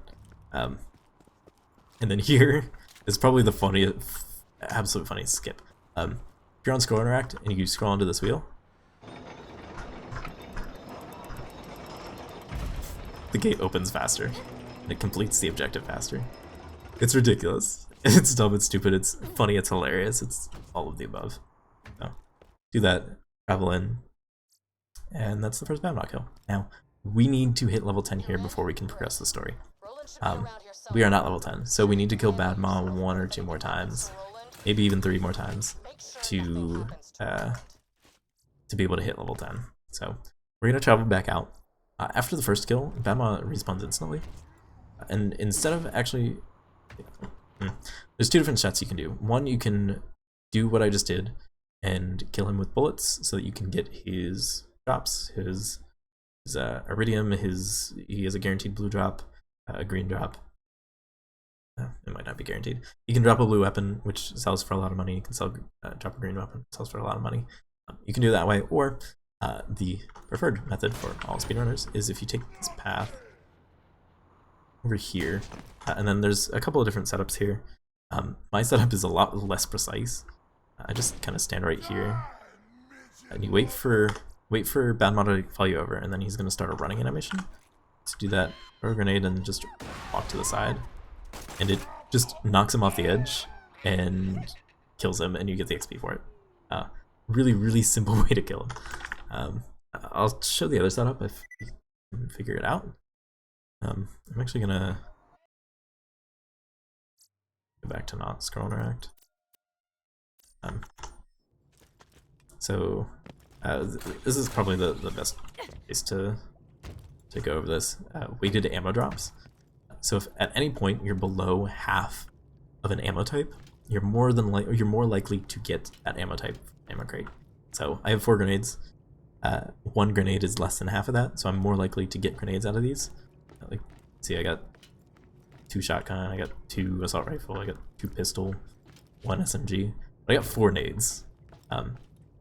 That's called weighted ammo drops, and I've used that a lot throughout I used it a little bit early on, but didn't really mention it with the bullymong piles. I had 3 grenades, so once I had 1, I opened a pile and it was guaranteed to get a grenade, essentially. So I'm gonna try the other setup that everyone uses. We'll see how it works. Considering I don't use it, and I don't use it for a reason, because I personally hate the setup. I've never gotten it accurately. I'll say it's like right here, and like right there. So no, this isn't gonna work. Maybe it's there.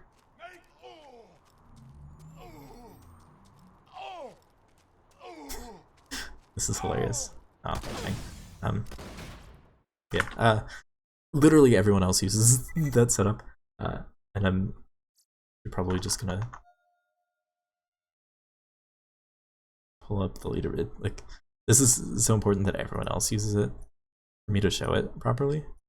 This is Deceptic's, he's a current world record holder.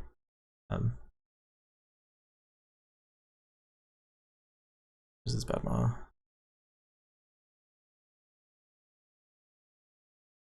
So this is the setup that everyone uses.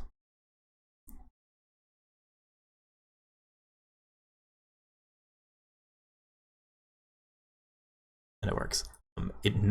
I'm terrible at it, and I've lost so much time and so many runs to missing that. Whereas the other setup is, I guess out in one of Unjust Actions runs, I was like, this is so much easier, and I just use that for the rest of eternity. So it's like, line up with that, or something. I don't bother. Just do that. It works for me. I don't know. You can shoot the midgets as they're falling, just to be guaranteed you get the XP from them, as the grenade might not hit them. Ideally, if you did a really good job of getting XP, you only need 2 kills to hit level 10. Unfortunately, I need 3, so I just did a bad job of killing, apparently. No, it's not a huge. It's 30 seconds of time loss if you have to per kill if you get everything properly, but it is what it's not run breaking. It's not run losing if you don't get it. So there we are, level 10. And now I said there's a trick coming up. It's the quintessential Borderlands glitch. Fortunately, to get to the quintessential Borderlands glitch, we get into the quintessential Borderlands speedrun, in which we have a split that is purely RNG. The split's name is generally called RNG because you literally just have to farm a weapon vendor until you get the weapon. So, come over here. You want to sell what you can. I'm gonna keep wins now because technically it's better than the pistols I have. So sell everything except for any shotgun you might have and any snipers or Gwen's head that you might have if you're using it to merge. I wouldn't worry about keeping it. I would sell it if I were you starting out, but you can technically use it for merging. And then if you don't have max grenades, I would have max grenades. And then look in this vendor. So we can see we entered Sanctuary as we were level 10. So now launchers are going to be spawning. Unfortunately, that's not the launcher that I need. We're looking for a Vladof launcher. It has a really defining feature that we can see once we end up getting one. That I'll point out that you can be looking out for to make sure that you're getting a Vladof. You can get one of everything. So again, if you don't have one, you want to make sure you're looking for at least a coach gun, shotgun with multiple barrels. I'm gonna farm until I get one of each of those. Since I have the bushwhack, I'm not gonna buy whatever I end up getting for shotgun, but I'm gonna still show off what what you are trying to look for if you haven't gotten a shotgun already. Okay, so oh my god, this is almost perfect. So this is bad. This is single barrel and consumes 1 ammo per shot. This is good. Well, the parts are really good, but this is 2 barrels right there. Consumes 2 ammo per shot. you just kind of have to learn what the weapons look like. You're looking for this barrel right there. If it has this jagged part, it's a single barrel. It's a long rider. If it has that flat edge that we saw a lot earlier, then it's a single barrel. Anything that looks at least like this, this is 2 barrels, 3 barrels obviously, and then a quad you can only get at blue rarity or above. So much less likely, but that's what you're looking for. At the very least, this is actually a really good runnable gun. The parts are the best that we can have. The only downside is it's level 9 instead of level 10. But in terms of RNG weapons, this is phenomenal. I'm still gonna run with the bushwhack that I have just because I got it, might as well use it. So we're still looking for that Vladof rocket launcher.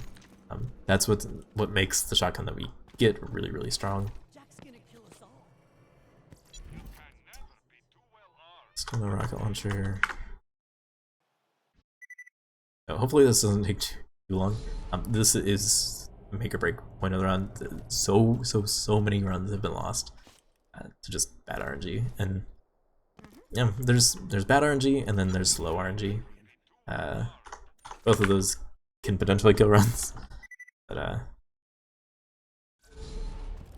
we're looking to get both ideally. So it's in my mind, at least in my mind, it's more likely that you get the rocket launcher as opposed to the shotgun, because you're looking for a specific part on a specific manufacturer that has a 1 in 3 chance of being that part. Whereas a Vladof, you're just looking for any Vladof rocket launcher. So hopefully it doesn't take too long. If it does, I might save it at 1 in just to speed things up. But hopefully it doesn't get to that. Another like 3 minutes or so. Early on, I would not worry about how long it takes to get this. I would go there. We are. I would go until you get it, no matter how long it takes. Again, you want to make sure that you're getting rocket launchers in general, because if you did something, if you went to Sanctuary early, if you opened your quest log at the wrong time, if you were too slow potentially, then there's a chance that this is locked to level 9 at the highest, in which case you can't get rocket launcher. So this is a Vladof rocket launcher. The part that you're looking for specifically is this curved shape. This curved shape is the defining feature of Vladof rocket launchers. If you see that, that's what you want to buy. So, that right there, and then we can save it. Perfect. It wasn't the best RNG. It was a slightly slow RNG, but the weapons that we would have got are really good. So at this point, you want to find your fire button to scroll down. And now this is where having a free scroll mouse becomes really important to the run. Like I said before earlier, if you don't have a free scroll mouse but still want to do the run for fun, or to learn, or to see if you like the run, you can use an auto clicker, but fair warning, doing so means that your run isn't valid on the leaderboards. So you can click individually if you want. It's just going to be a really difficult run if you do so. So you want fire weapon on, mouse wheel down, and scroll down, and that's the only thing you need to do to go back in the game. And I'll go back to Bloodshot Stronghold. Alright, now, the thing that I was talking about earlier, the quintessential Borderlands glitch, is coming up: infinite ammo. So this is what makes the speedrun as fast as it is. We have the entire rest of the run, infinite ammo. So, how do we get infinite ammo? Why do we get infinite ammo? The unique property of the Vladof rocket launcher, which is very Vladof, is it consumes reduced ammo per shot. Now the way that they coded this is that the second shot after you equip it consumes -1 ammo. So I just equipped it. Fire once. Now this next shot will not move my ammo counter at all. So I fire once and it didn't move at all. So I'm just gonna do that to refresh it. So imagine I just fired once. The next shot is not consuming any. Not only is it just not going to consume ammo, it's consuming -1 ammo. If we get onto this free shot, so actually Actually, I'm just gonna save quit because I think I just did it without exploiting it. Okay, so anyway, we're in Bloodshot Stronghold. So fire once after equipping, and then we want to swap away from the Vladof and back to it really quickly. So just like that, I press both of my next weapon and my back weapon at the same time, essentially. So it swapped away, no swap back. This just gave me 1 stack of infinite ammo. So if I go to a weapon that only consumes 1 ammo, it doesn't consume any ammo now. So if we pull out our Vladof again, it undoes that. Now I'm assuming, interesting. Okay, anyway, ignore that part. So back to the Vladof. Equip it. We fire once, swap away and swap back, and we have to wait for the ammo counter to show back up for it to count. So this isn't giving me any stacks. If I wait for it to come back, I just got a 2nd stack of infinite ammo. So my shotgun that I have consumes 3 ammo per shot, so I need to do this one more time. Now, I can equip my bushwhack. Now, this doesn't consume any ammo. This is the glitch you're going to be using for the rest of the run, and in my opinion, it's what makes the speedrun as fun as it is. Because if we're on just normal click, normal fire to fire, this is really fun on its own. But if we go back to scroll fire, scroll shooting, and this is how the speedrun works. So we have infinite ammo now. One more time, just to reiterate, because it's really important that you guys understand how to do it and how this works and how to get a hold of it, because like I said, you're going to be doing this for the entire run. So whip your Vladof, select it, fire it once, up away and back, wait for the ammo counter. 1 stack, 2 stacks, 3 stacks. Now equip the bushwhack. We have infinite ammo. So it's important that to get in the habit of only stacking as much infinite ammo as your shotgun requires. So I have a bushwhack, I only stack 3 stacks of infinite ammo. If I had that coach that we ran into, I would only get 2 stacks of infinite ammo. This isn't important right now, but it's important for one of our skills that we get in the future, that we stack exactly how much our shots require. So we're going to wait until that's fully out. Merge our snipers for our crit damage, and now this is a Super Saiyan shotgun. It says the crit damage of 2 snipers, so an extra 320% crit damage. Plus, you don't have to worry about reloading constantly because Jacob's. Plus, it fires as fast as you can pull the trigger, which is another characteristic of Jacob's weapons that I didn't really mention. And the reason why we're on scroll shoot and why we're looking for Jacob's weapons in general. Firing as fast as we can pull the trigger with scroll rack that pulls the trigger a lot gives us this. And then the other thing you want to do, put more points into close enough. And here's where close enough becomes really, really strong. So, like we said before, close enough gives a chance for bullets to ricochet into enemies. At reduced damage, yes, but hear me out. We fire a lot of bullets. And that doesn't matter because we're just putting so many bullets into our enemies. This is a literal aimbot that we have. We do not have to look at enemies at all in order to kill them. So this is why Gaige is as strong as she is. Aimbot, and then there's one more skill that we spec into that helps multitudes. So Bloodshot Stronghold. This is another make or break point on the run, and it's really, really frustrating as a runner that it's right after the RNG section, because there are 2 skips in here. We do not go through all of Bloodshot Stronghold. We actually skip most of Bloodshot Stronghold. There's out of bounds that we can do, and then 2 different skips that we can do. One is a much more advanced one that I do not recommend for anyone starting out. I'm still going to show it off just to have in-depth and as much information in here as possible, but once I get to it, fair warning, do not do this unless you are going for a sub 2 time. Current record is 154. Unless you're going for sub 2 hours for your PB, I would not go for this. Maybe if you're going for sub 210, I would say do that, but still that's going for essentially a top 6 time, top 7 time. Just starting out, I would not do the advanced skip. Fair warning ahead, because I see a lot of people think that they need to do this to save the time, and I promise you, you do not. So we'll get into it. This is a really difficult area, and it's also a really loud area. The ceiling like reflects the sound down, so it's just a really loud area. So this first section, we need to get out of bounds, and these enemies make it really difficult because you can see we're very under-leveled. So 2 enemies are going to spawn. One is going to spawn out of this tunnel, and one's going to spawn right around here. Kill both of those guys. They're going to be the ones that are aggroed on you. They can ruin your day a lot.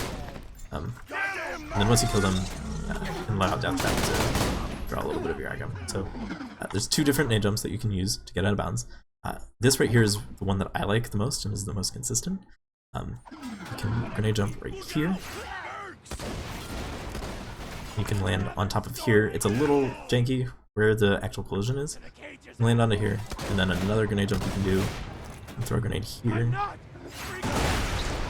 And then that actually blows up. If that barrel doesn't blow up, that blows it up and gives you like a massive boost to land on here. Even without the barrel, it takes a nearly perfect grenade jump to make it over here. That's why I don't like it as much. Plus you're a little bit more exposed to those enemies. So, can grab more grenades. So the 2 different skips. One, it's called there's Bloodshot skip, and then there's Super skip. Bloodshot skip only requires 2 grenades. One to get out of bounds, and then one to get back in bounds. Super skip requires 4 grenades, including a double grenade jump. So, like I said, I'm going to show them all off, just to be complete, but you're just starting off, only do normal Bloodshot skip. Okay, so, of course there's badass. Oh wait, that's the badass from the middle here. Okay, whatever. So, I'm going to do normal skip first. So, I jump here to get out of bounds. You have to be really careful. One fun quirk about this game is you get shot at the same time you try to jump. Actually, if you get shot in general, the game puts you in the air. So if you try to jump while you're already in the air, i.e. try to jump as you're getting shot, you lose your jump because you can't jump while you're in the air. So it's something that can screw you up a ton in this area, and why getting out of bounds here is really, really frustrating and difficult. So get out of here, and then you want to go right over here, and then you're trying to jump onto this piece of anyways, welcome to Out of Bounds. Something that we actually haven't really delved into yet in the build 2 run. It's 45 minutes into the speedrun that you first go out of bounds, which is kind of crazy to me, for how ubiquitous the series is for Out of Bounds. Welcome to Out of Bounds. So we're trying to land on this bit of terrain. It's like pixel thin, but you can stand on it. It takes a really max height jump, essentially, or max distance jump. You want to jump like at the very end of getting here. So right there, and then you want to spam your jump button because, again, that's a really small ledge. And then for whatever reason, you can stand on this. Again, don't ask me, I don't make the rules of Out of Bounds, I just abide by them. So you can also angle yourself as you're jumping to get a little bit more running time in case you're not mashing fast enough. It's difficult, this requires a ton of practice just to get this. If you're not going for super skip, it's actually a little bit better because if you fall down, you can still grenade jump to get back onto these ledges and make it a little bit safer. So you want to go around here, you can run across over here and onto this crash pile. Now this is where the split between regular bloodshot skip and super skip comes. Super skip you do right here, and then you get, that's roll and cell right there. You get put directly behind roll and cell. Whereas regular regular bloodshot skip, you have to keep going over here. All this path, there's you have to be really, really careful because if you fall in bounds at the wrong place, you soft lock yourself, and you have to save quit to get back out. So this is solid.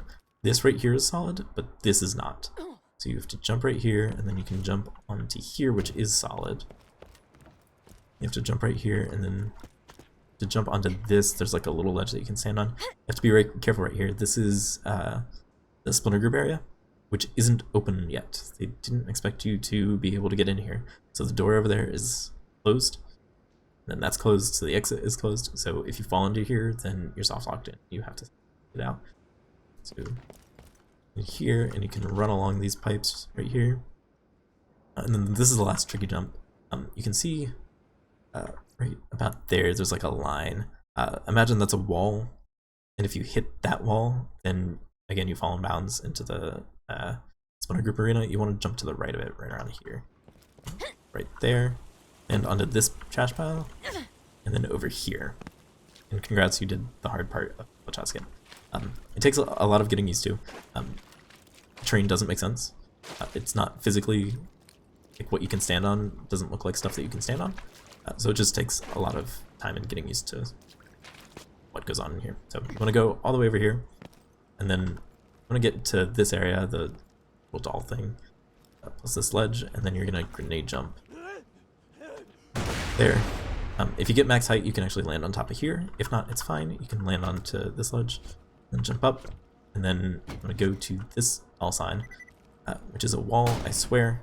You can see the bullets ricochet off of that. Totally a wall that you can just walk right through to get back in bounds.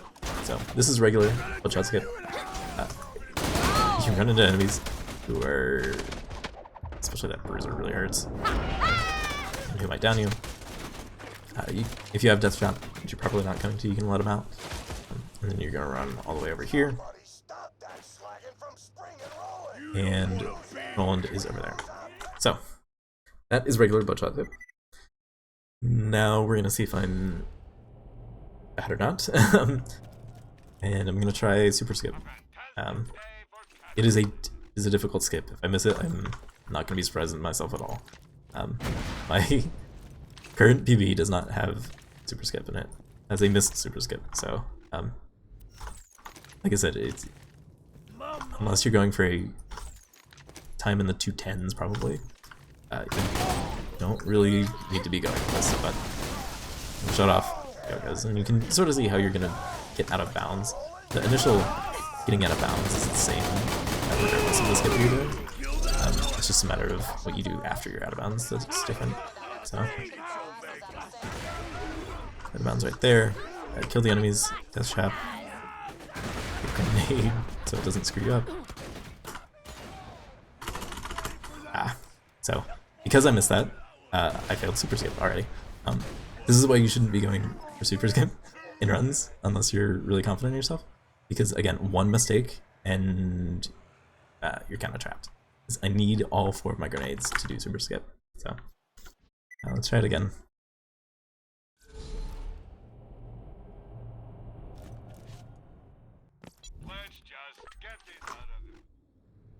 Right. Then again, you guys can see how in the process of getting out of bounds is the same regardless of which skip you're doing. Yep. I screwed up my infinite ammo. I completely screwed up my infinite ammo. Good. Alright. Let's try that again. 2, 3. Here. And there we are. Oh. Kill these enemies so that they don't kill you.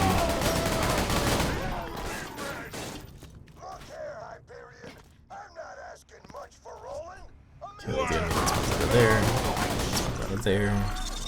Try for aggro relief. Bloodshot's all right. They've been trying to take Roland out ever since he kicked their asses out of Sanctuary. Over here. And there we are. Yeah.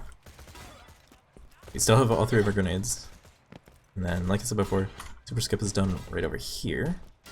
Now the first jump you need to do, can't really see it, but I promise you there's a pipe here that we need to land on. And to do so, there's a certain setup that's done. There's like little marks in this trash pile, and generally people line the this chevron of their cursor with with that dark spot, the middle of that dark spot where the hole is. So generally line up there, and I missed it. How can I fix this? Okay, let me just go into that view, just to make things easier.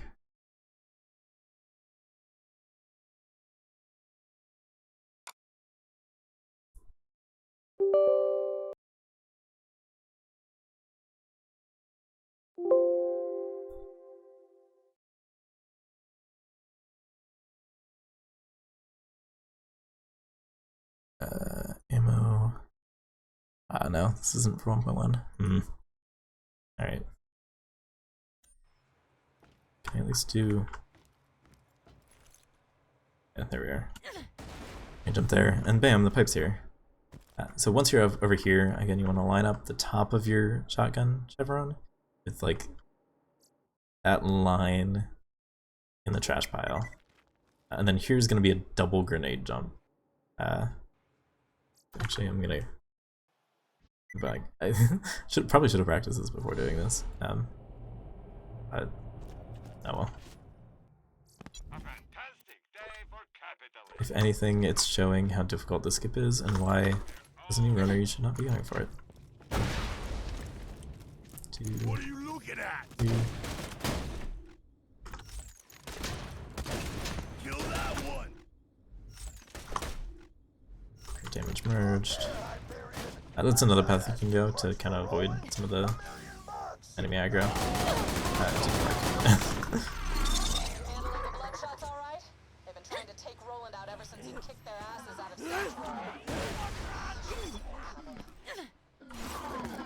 Sanctuary.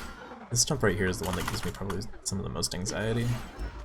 Like the double nade jump is difficult, but like it doesn't give me as much anxiety as that one. So another thing that people do for this jump is throw the grenade up this hill. There's a wall right here, and it like goes the path up the hill, and then you run up and then you jump. I don't like that nearly as much, but it is one that primarily off-host players end up using in cop runs. So, all right, so you get on here. You have 2 grenades. You have the setup, and then the setup for super skip. Like I said, it's a double grenade jump. That's what you have to do. There's a wall over here. Set up for double grenade jump. You throw a grenade in the sky, and then you mash melee as like a buffering, input buffering sort of thing. So the timing is 3 melees, 1, 2, 3, and then you spam your grenade to throw a grenade at the bottom. And then the way that they bounce after that, the first one will blow up and boost you, and the second one will blow up and boost you. We'll see if I can get it. At the top of your jump, you have to move forward a little bit too. You get over it, but we'll see if I get it. So, grenade, 1, 2, 3, spam grenade.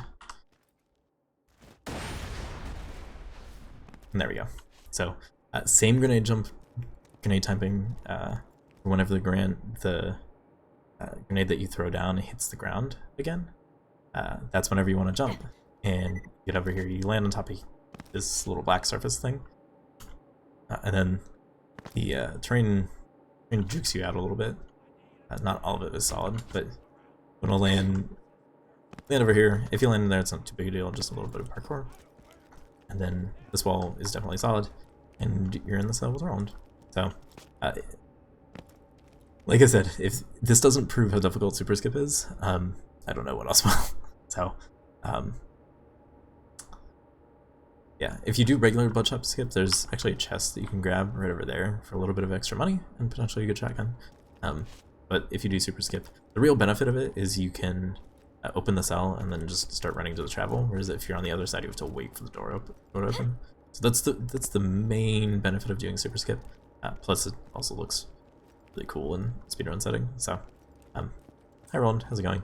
So once you do whatever skip you do, cough, regular skip, open the cell, and then trying to get that wall from super skip is a little Good to finally meet you in person. awkward. Hell of a job fighting through those bloodshots. So This'll cutscene. just take a second. Just have to wait here.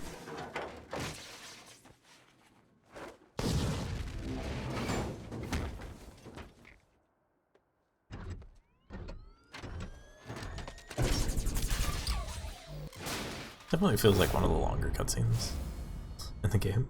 I don't have any statistics on it, but so anyway. Hi Warden, how's it going? Like I said, you can start running super skip, and that's the main benefit of it. But as you're running, you can kill some enemies, especially if they're going to kill you. XP, protect yourself, etc. If you have enough health, you can actually break that gas tank and get grenades. But I do not have that health, so I am not going to. That was Bloodshot Stronghold.